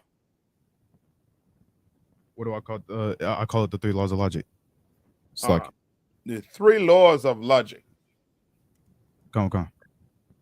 And you want to know if the Bible goes by the 3 laws of logic? Yeah, does it abide by it? Does it abide by it? Akim? So, like I said, I believe that is some kind of philosophical creation from, Europeans. Like, from what I'm saying, Plato and Aristotle says that the 3 laws of thought, which are the foundation of logic, were set down by Plato and Aristotle nearly 2,500 years ago. Although Plato used dialect as both a method of reasoning and a philosophical training, Aristotle established a system of rules and strategies for such reasoning, meaning for something to make sense, it has to abide by these rules that they created, or that they came to some conclusion that if it didn't abide by these rules, then it didn't exist. It doesn't make sense. Right. Rather. Okay. Which like I said, which theoretically, if I'm not mistaken, this is something that we would not abide by, because our God can split the ocean. In logic, it makes no sense. In their logic, because their God isn't our God. Our God can do all kinds of wonders that the oppressor couldn't even imagine. Right. If I'm not mistaken. Slakia. Come on. Slakia. Is it did you mean lacking of reasoning? Not necessarily what's it called? What you just said, I think it's lacking of reasoning.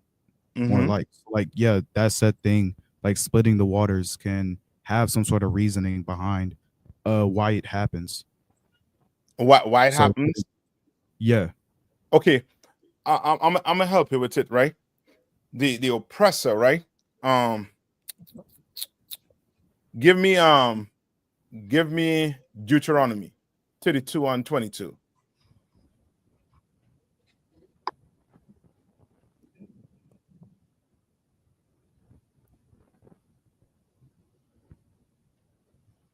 Like, so you said Deuteronomy 22? No, 32:22.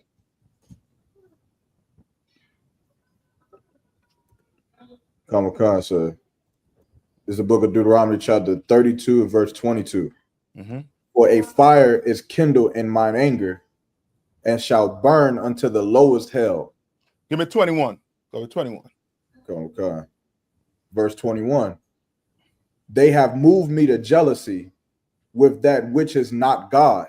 They have provoked me to anger with their vanities, and I will move them to jealousy with those which are not a people. So those that are what? Not a people. Where did this law come from, young man? Slakia, say that again. Where did this law come from? Are you asking for where it originated? Yeah. Currently, I'm unaware. All right. So, like that's what you want to do. Where did it come from? What's his name? Yermak looked it up. It came from who? Plato and Aristotle, sir. 2,500 years ago. Right. And these are what? These are so-called what? Oppressors. Yeah, right? Or as you say, yeah, philosophers. That's what the Esau calls them, philosophers. And what did the Bible say about them? Okay. They have provoked me to anger with their vanities, and I will move them to jealousy with those which are not a people. Which are what? Not a people. Now listen to this good. Read on. I will provoke them to anger with a foolish nation. With a what? A foolish nation. You understand? Now his laws and everything works well for who?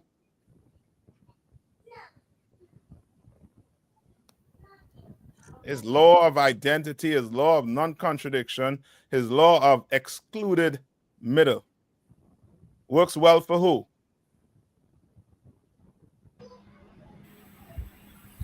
For him, sir. It's right. Yes, for him. I want the trooper to answer. Okay, select. But for him, you understand? The laws of this Bible, okay, ain't nothing on this earth that the oppressor didn't try to take from this Bible and try to claim unto himself. You understand what I'm saying, young man? Ain't nothing. You black people, Hispanics, and Native Indians, this Bible, give me Ecclesiastes 12 and 12. Ecclesiastes 12 and 12. Let the young man read. Let the trooper read. Ecclesiastes 12 and 12.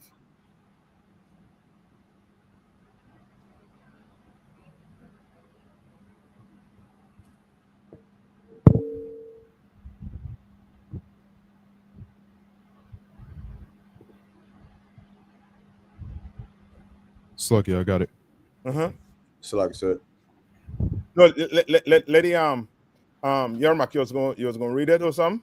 So I had a little bit more information on what they're how they're trying to use these laws, and it kind of goes against God. So like, go ahead.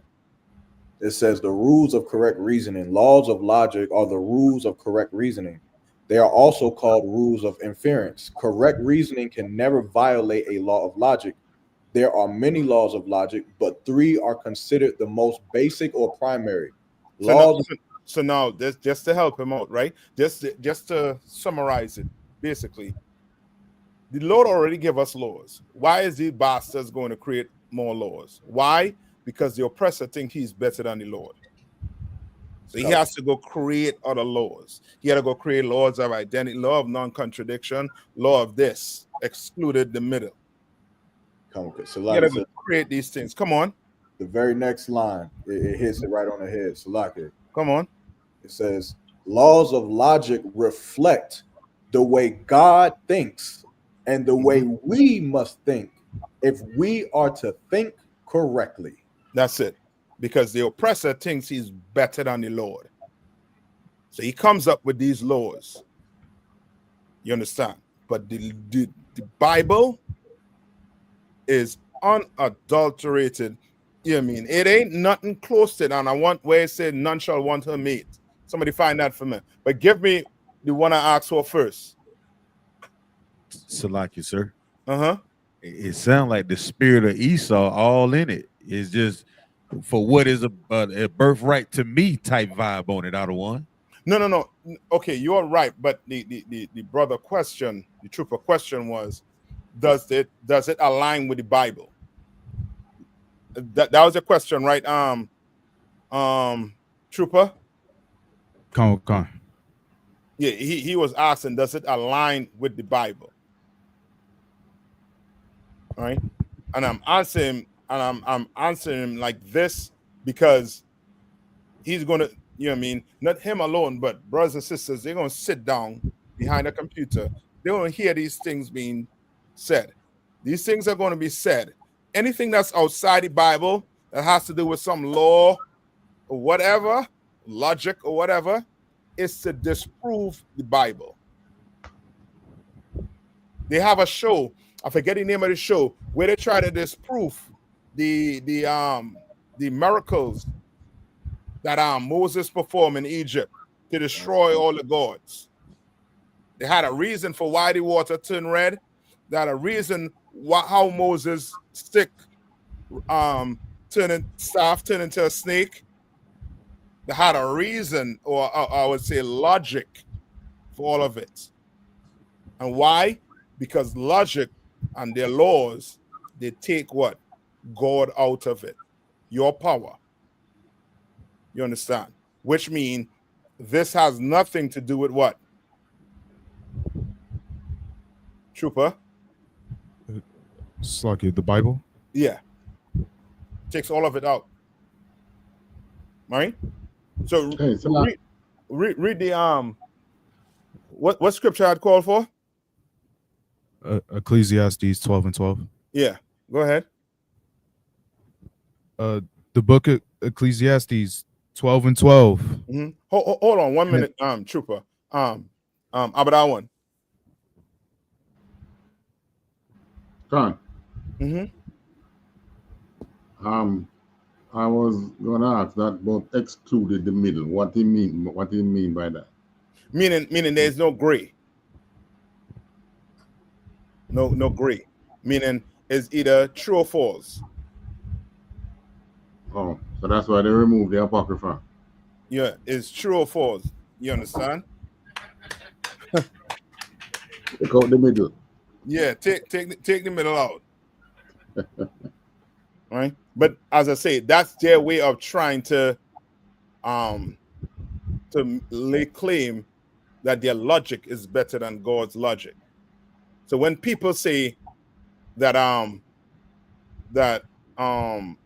that my God don't do this, don't hate, is because they're trying to bring their logic into it, not the Bible, not God.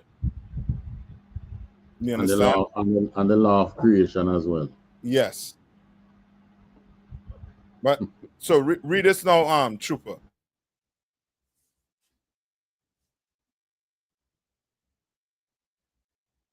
Chapter 12, verse 12. Mm-hmm.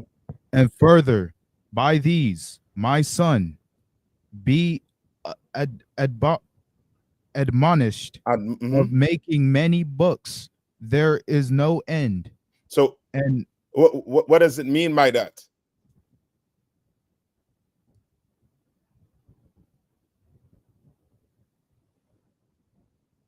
What does it mean by that?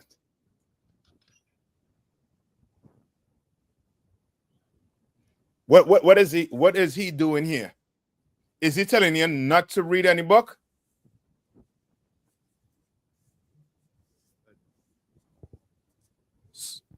Salakia, could you define admonish?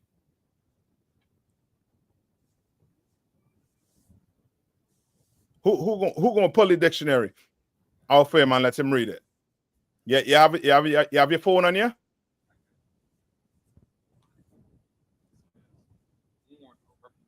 Trooper, you have your phone on you? Somebody in the room, look up admonish and let the trooper read it for me. Admonish, what you all had to do in this class, and if you're all in your buildings, get that Alexa or something working, and just say hey Alexa, or you could just say hey Siri. What does it mean to be admonished? But go ahead. I have the definition. So admonish, warn or reprimand someone firmly. So what is he doing? Is he telling you not to read any books?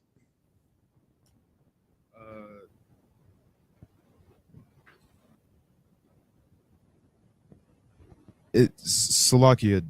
I would say law. No, he's not telling you to read any books, but he's telling you to do what? Anybody you can help. Basically, be careful. That's like it. Warning him. Yeah. Look, it say down here to avoid. Warn someone of something to be avoided. That's all. Mm-hmm. Who's that talking there? Yeah, Salakia. Who's that?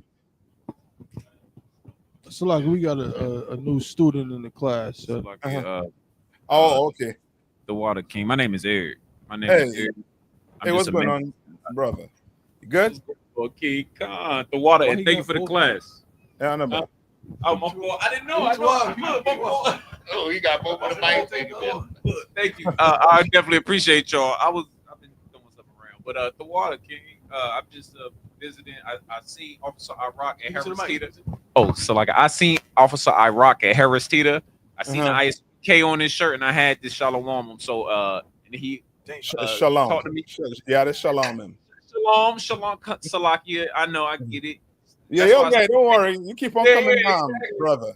It's more of a brotherhood. I appreciate the wisdom because, like I said, a lot of people walking around they don't know, and we just, to me, I be trying to warn them, but to them, I look like a goofball, and that's how they treat me as I walk and try to warn them. Like I said, you can't even tell an old lady at the grocery store that pork not good for you because she gonna cuss you out. That's right. But you got to tell them anyway and understand that part, you know. And I appreciate the brotherhood, so that's why I'm here. You understand? Damn right, brother. That's right. Come on.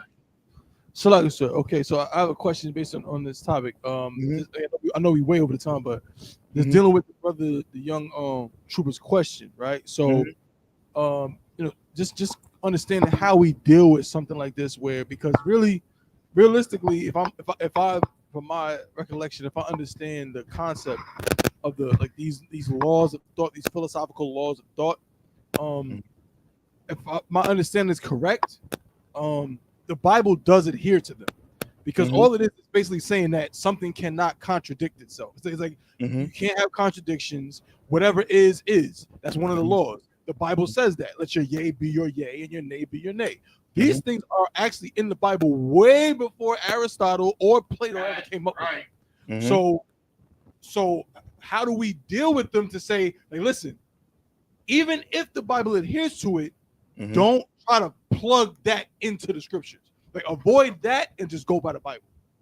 We're doing it right now, Tabo One. If you was listening, I did say everything the white man says come from where? The Bible. Wherever he's trying to philosophize, he's trying to do what? He's trying to be better than the Most High. Come on. You understand what I'm saying? So, of course, if he's pulling it, some of it is going to sound as if it's what?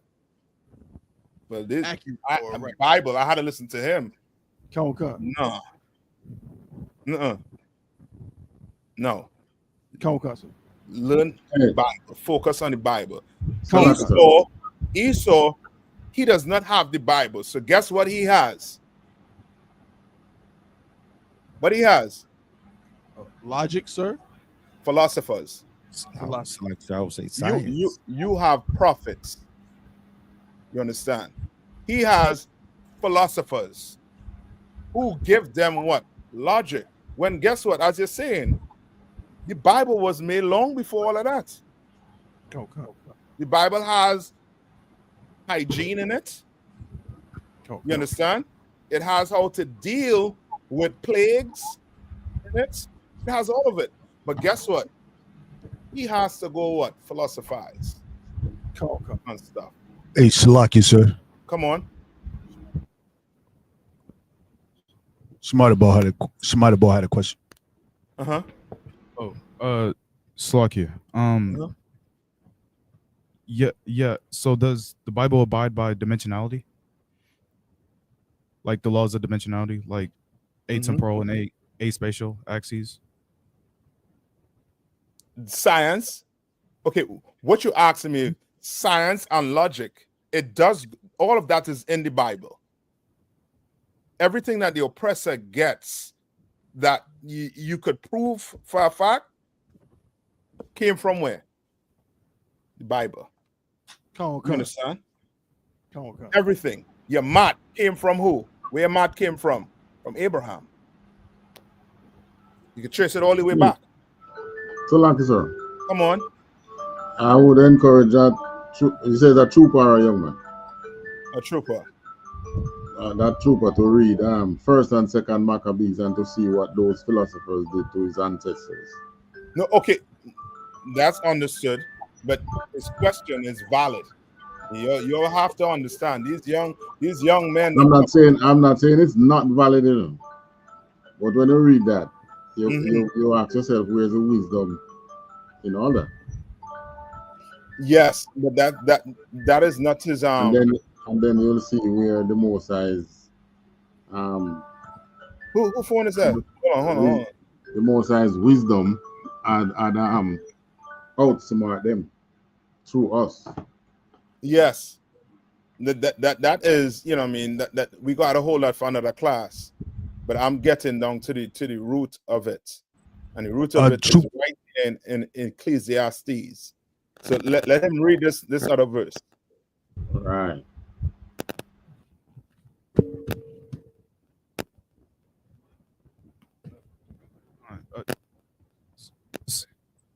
Salakia.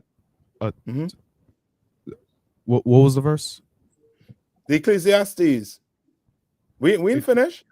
12. Yeah. There are more.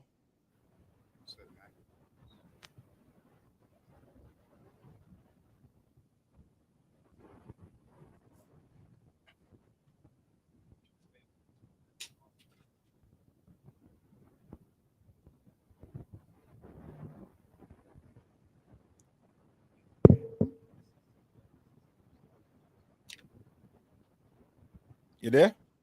Anybody helping them? Right. So like, I don't want. He's looking for the scripture right now. Okay. Anybody else got it? Yeah. Anybody else get it? Let's get it. We up on the time. Come on. I think I got it. Come on. Ecclesiastes, chapter 12, verse 12. And further, by these, my son, be abolished of making many books. There is no end and much study. And that making many books come from what? People trying to what? Philosophize, right? Trying to think that they know more than they, you know what I mean, everybody. Right? Read on. And much study is a awareness of the flesh. What does that mean? Anybody? What does that mean?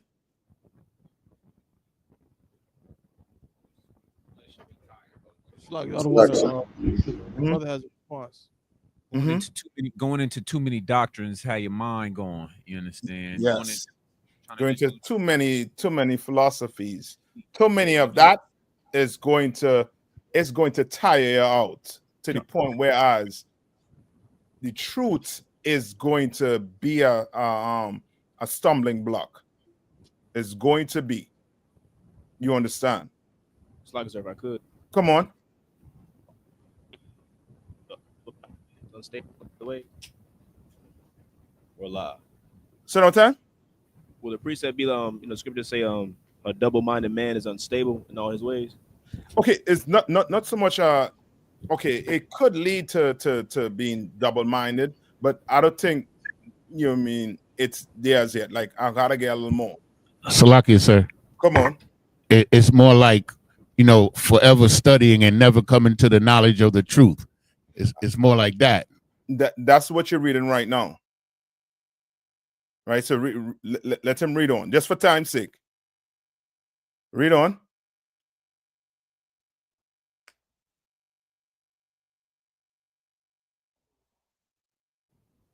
So, somebody take it from Fayetteville. I mean, from Durham. I think Durham had audio problems. Okay. Verse 13. Let verses hear. Let us hear the conclusion of the whole matter. Let us hear what? The conclusion of the whole matter. What does the conclusion mean? The end. Yes, this is the end of the whole matter. The end of logic, the end of all the books the white man make. The end of all his science that he's tried to lay claim to when it's already written in the Bible thousands of years ago. Right? Read on. Fear God and keep his commandments. What? Fear God and keep his commandments. For this is the whole duty of man. Right? For this is the whole duty of man. Now, what man are talking about?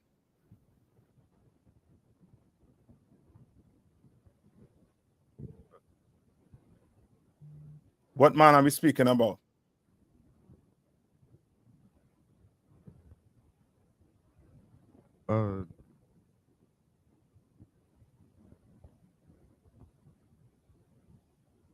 Blacks, Hispanics, and Native Indians. Okay. You understand? That's your duty as a man. You understand? That's the conclusion. Now, the question this is a question. This is a question. Does the laws of what you call it? The law of the 3 laws of what? Logic. Law.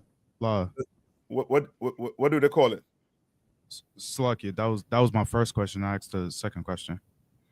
Yeah, does the 3 laws of logic and the other question, the dimensional, what you call it? Dimensionality. Dimensionality, right?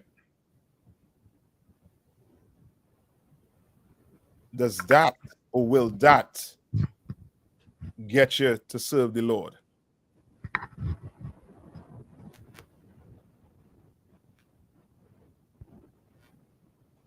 Meaning, will this get somebody off a crack? If you go, will this get somebody off a heroin? Will this stop you from smoking? Law, I assume not. No, it wouldn't. You understand? I will focus more on things that is going to get my people off of drugs. I will focus more on things that are going to better my community. You understand? I will focus more on that. You understand? So like I said, come on. So if I could too, like even when it says like you have to think this way to think about God or whatever it said, even in Isaiah 55:8, it says, "For my thoughts are not your thoughts, neither are your ways my way, saith the Lord." That's a good one too. And give me the one in that I asked for to end it where he says none shall want her meat. But go ahead Trooper. Trooper, you was going to say something. Yeah, Salakia. I just wanted to ask you if I can get a proper answer for the dimensionality, because I heard something about the angels being transcended upon the 3rd dimension and being 4th dimensional beings. Yes, they okay. The angels are in the, I forget what dimension. I forget the dimensions. 4th. Okay, I can't tell you off the top of my head correctly, but that whole thing about dimensions, yes, you understand. Like the angels, they are in the one of those dimensions. I think we are in what dimension? We in the, I think they might be in the 4th. We in the 3rd dimension. So like it, sir, the trooper has the scripture for you, sir.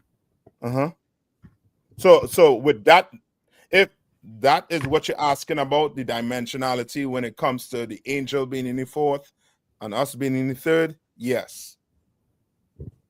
Okay, so Slakia, this leads to another question. Yeah, do you recall the time when it was, I'm pretty sure it was 3 or 2 angels that appeared in 3-dimensional form that went to Babylon or Sodom and Gomorrah? Yes. Give me that. I'm gonna end with this one, right?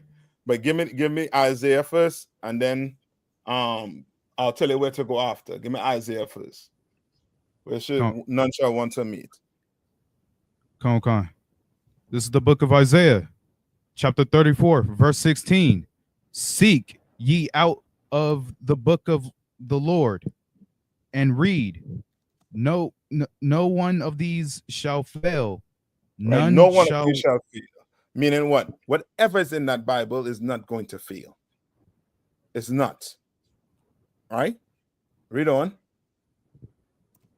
None shall want her mate, for my mouth it hath commanded, right? And his spirit it hath gathered them.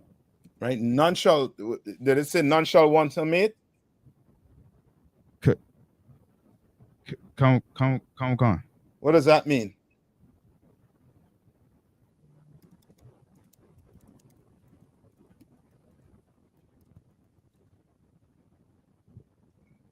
Anybody? Huh? Go ahead. So, like you sir, he got the answer. Here you go. Go ahead. Nothing can match. Yeah, nothing can match this Bible. You want to be on a level. You want to be able to debate doctors, lawyers. You learn and understand this Bible. You learn it. And you will be able to debate them. You understand? You'll be able to show them where their logic comes from. Right? No, to the other question, with the angels showing up as in other words, what you're saying as humans, right? Slakia. Yeah, to finish off the question, I just wanted to ask, like, how is it possible for a fourth dimensional being to basically hold back its existence? Because technically speaking, if we're abiding by dimensionality, it would just be an infinite amount of 3D, correct? So if it's an infinite amount, it wouldn't be able to hold back said infinite, since that said infinite would also be infinite. Yes, that comes from the oppressor's logic.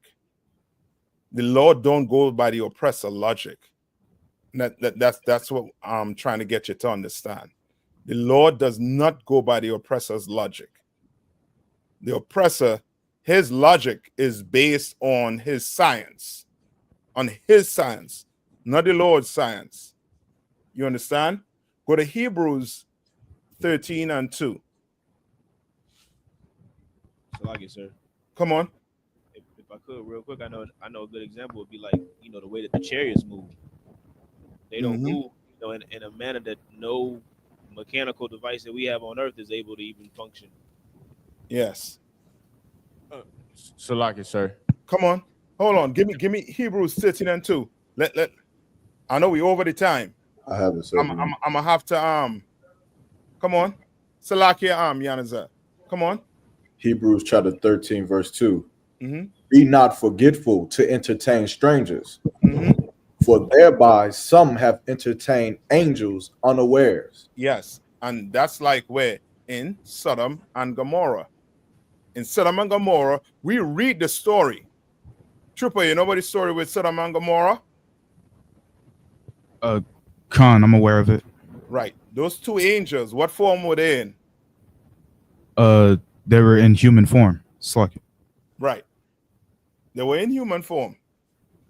How you know they were in human form? Because it tells you they were what?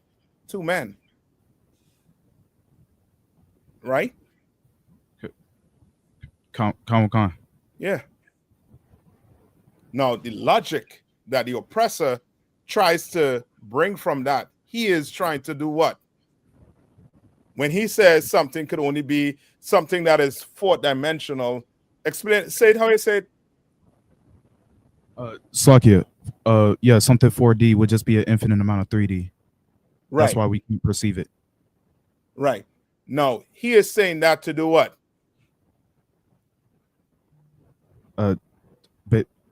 Based upon evidence, Slakia? What evidence? What evidence? Hold on. Yeah, the evidence would just be the first and second dimension. The first and second dimension have no length, width, and height. So as we build an infinite amount of those 2D things, we can make a 3D structure. So us basically we're an infinite amount of 2D. So that's what gives us length, width, and height. And then the 4D would we could just apply logic to say the same thing can happen throughout all. Okay, what logic are you applying to it? Whose logic? For you to apply that logic, for you to apply that logic, you have to tell me which oppressor saw an angel. It's not Slakia. It's not in reference to an angel necessarily. It's just in reference to like what we've seen. So like, if we take a 1D dimension, right, and we build upon it like infinitely, it would just create a 2D dimension, and then the same can be said for the 2D and 3D plane. So that if we're abiding by dimensionality rules, it would just go on so forth, so on and so forth, for all 12 dimensions. Okay, so now these angels that were men in Sodom and Gomorrah, the oppressor would have to say they're what? How would he explain that? Slakia, you really can't, because you can't hold back your existence, Slakia. And that's because the oppressor, he is a foolish man. That's your oppressor. He's a foolish man. He appears to be this intelligent being, but the Bible calls him a foolish man. Like, you trying to understand what the Lord made. The Lord designed this earth. What is his explanation for the what do I call it? The God matter. How was the earth created? The earth was created by what? A Big Bang, the Big Bang theory. But he can't go beyond that because he is not God. You understand? He is not God. And whatever it is, whatever logic he is bringing, his logic is to be in full defiance of God's logic. He's trying to disprove God. That's why most of the people, yes, most of the people that believe in these type of logic, they don't believe in God. They don't. They can't believe in God, because how do they explain the angels? How do they explain Melchizedek? They can't. Because for that to happen, this will have to happen. For this to happen, this will have to happen. They're not God. So that's why in Ecclesiasticus they say let's put an end to all of these books and all of this philosophy and all of this logic. Slakia, sir. The Lord. Come on. Slakia, would you say that we can't really understand something unless it abides by some form of logic? Because it'll kind of Slakia, it'll kind of be like this, like kind of like being able to perceive something that is understandable. Like, let's say the fourth dimension, us humans, we cannot perceive it, nor its time space. We like can't perceive, pretty sure, the edges of the universe. Correct me if I'm wrong. But why you're doing that when we just have to we got to fear the Lord?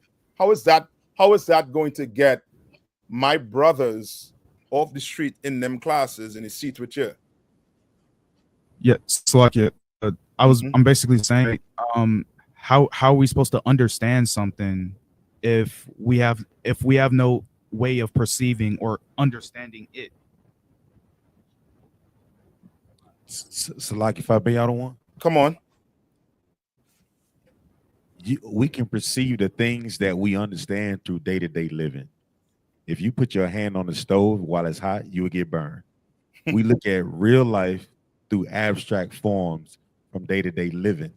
The Bible gives us that abstract form of what to do, what not to do, what to eat, what not to eat. Through disobedience, we're able to see whether it's a win or fail.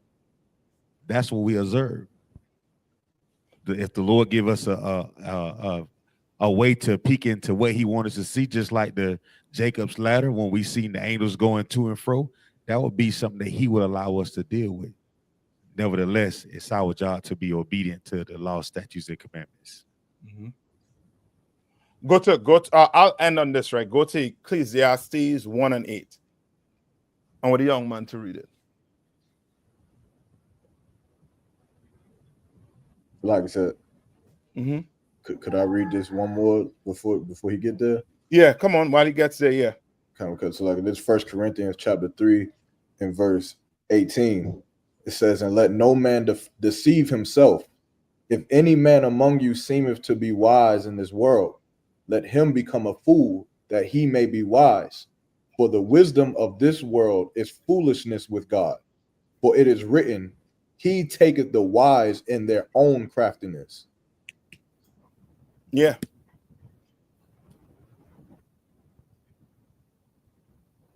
But let's get this one. Let's get this also too. That's a good precept. All right.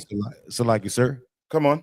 Could we also use the one in 2nd Esdras, was it 5 and 4, when he talk about the weight of fire? Let me hear it. You still got it?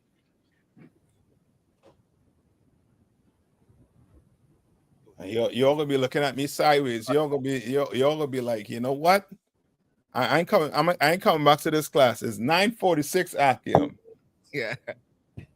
So like it, sir, here it is. Second Esdras 4 and 4. Whereof if thou canst declare me one, I will shew thee also the way that thou desirest to see, and I shall show thee whence the wicked heart cometh. Now I'm gonna skip down to verse 11. It says, how shall thy vessel then be able to comprehend the ways of the highest in the world? It's like I'm gonna start at 10. He said, moreover unto thee, thine own things and such are grown up with thee, canst thou not know? So the things you're growing up with, man, you don't even understand that. So how can you? And then verse 11 says, how shall thou vessel then be able to comprehend the ways of the highest, and the world being now outwardly corrupt, to understand the corrupt that is evident in my sight? So, like go ahead. It sounds like correct me if I'm wrong, but it sounds like the questions that the brother's asking, he's kind of trying to mix the world's logic with the Bible, when we know that the God of the Bible is not of this world. You get what I'm saying? Like, we can't mix the two. So like it. Okay, I don't think he mixing. He trying to mix it too. He just asking whether it aligns with the Bible. All right. I don't think you're trying to mix the two. Are you trying to, Trooper? You are asking if it aligns with the Bible.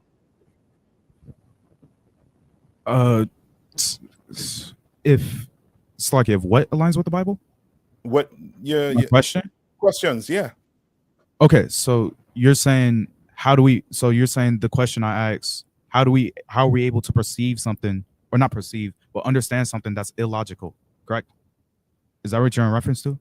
No. I'm just asking you questions. The question that you're asking. Are you trying to see whether it aligns with the Bible? No, Slucky, I'm asking, how is it possible? That's what I'm asking. It's like, because I don't want. Yeah, come on. Come on. So like, I know the question you're asking, but they're asking about your series of questions. What Cap is saying is, are you trying to mix it with the Bible, or are you just asking, does the Bible align with these things that you've been taught exist? These yeah, does it align? So yeah, so that's what he's asking. We just got okay. Yes, right. So I'm telling you that it does not align. All of it does not align. For you to know what aligns, you're going to have to do what you're doing right now. Come on, ask. You understand? Most of it is him trying to disprove the Bible. That's what it is. So now read verse 8, Ecclesiastes 1 and 8.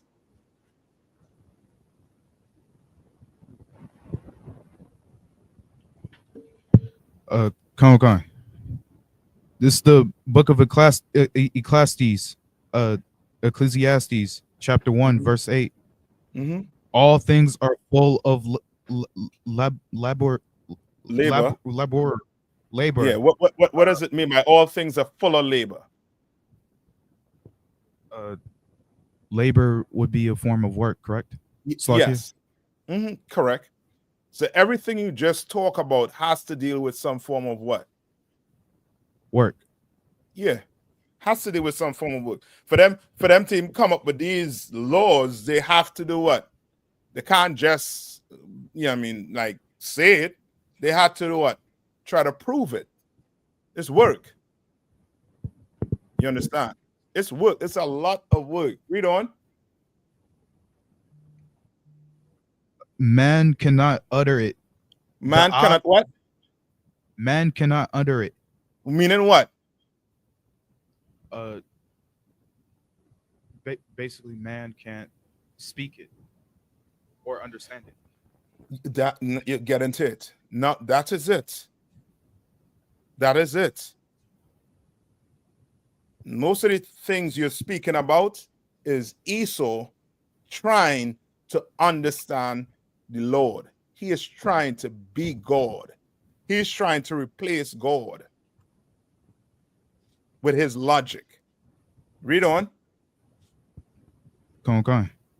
The eye is not satisfied with seeing, nor the eye ear. is what? What does that mean? What so whatever you see, you're not like satisfied with. Yeah. You walk in as Zion was saying. You get up. You're seeing everything around you.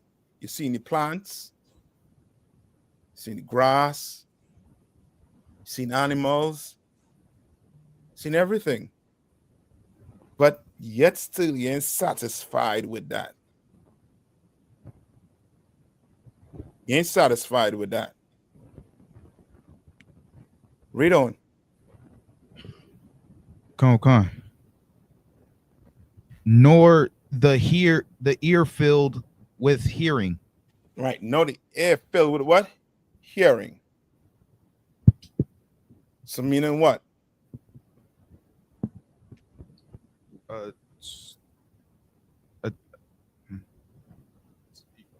I guess the same way with seeing, so if you hear it, you're not satisfied with it. Yeah.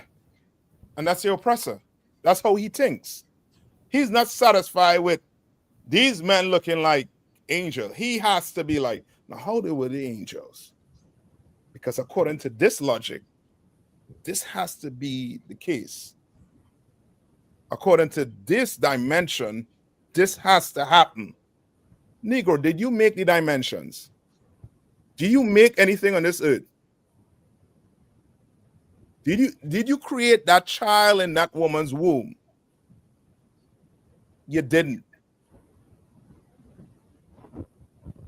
You didn't. And I'm not saying you. I'm speaking about Esau. Come on. Slakia, are you trying to say that just because a person hasn't made something, they can't understand it? No, meaning this. You don't know where that child come from, where that spirit come from. You trying to create it where? In a lab, like God. You don't know. But the Bible tells you where it come from. It come from where? The Lord. Right? Come on. But the oppressor, he is not satisfied with that. He is not. So he goes, and just to end on all of this, his whole logic, as I said, is to disprove the Lord. His whole study is to try and do what? Disprove the Lord. This law of this, the law of that. That is what? His labor. And that's his labor. You and me, the Bible says, let's fear what? Let's fear the Lord. All right? Next week, come with more questions, Trooper. All right? But I'm have to end it is 9:55. And then brothers watching me sideways. Salakia Akim. I had to, you know what I mean? I had to, you know what I mean, take on the young man, the Trooper question. All right? Good question. Good questions, SSC. All right, with that, I'm gonna pass the class over to priest and officer the Baramat, the Rashamat.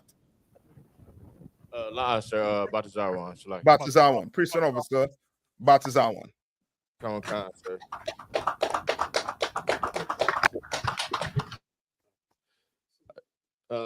To all the Akim, let's give one courtesy salute to the teachers, men of Israel. Amajim,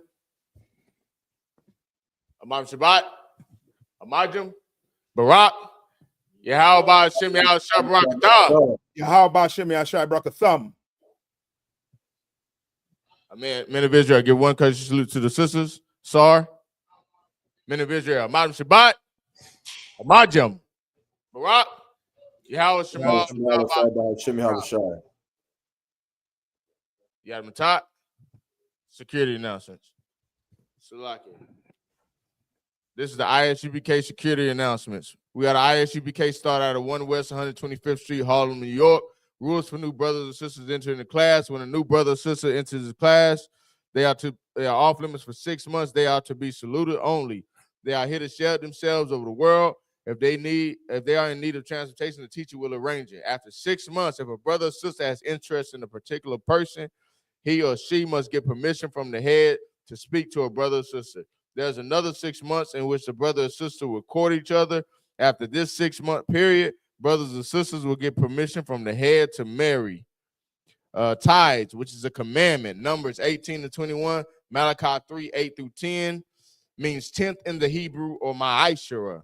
10% of every penny of any increase the Lord gives you.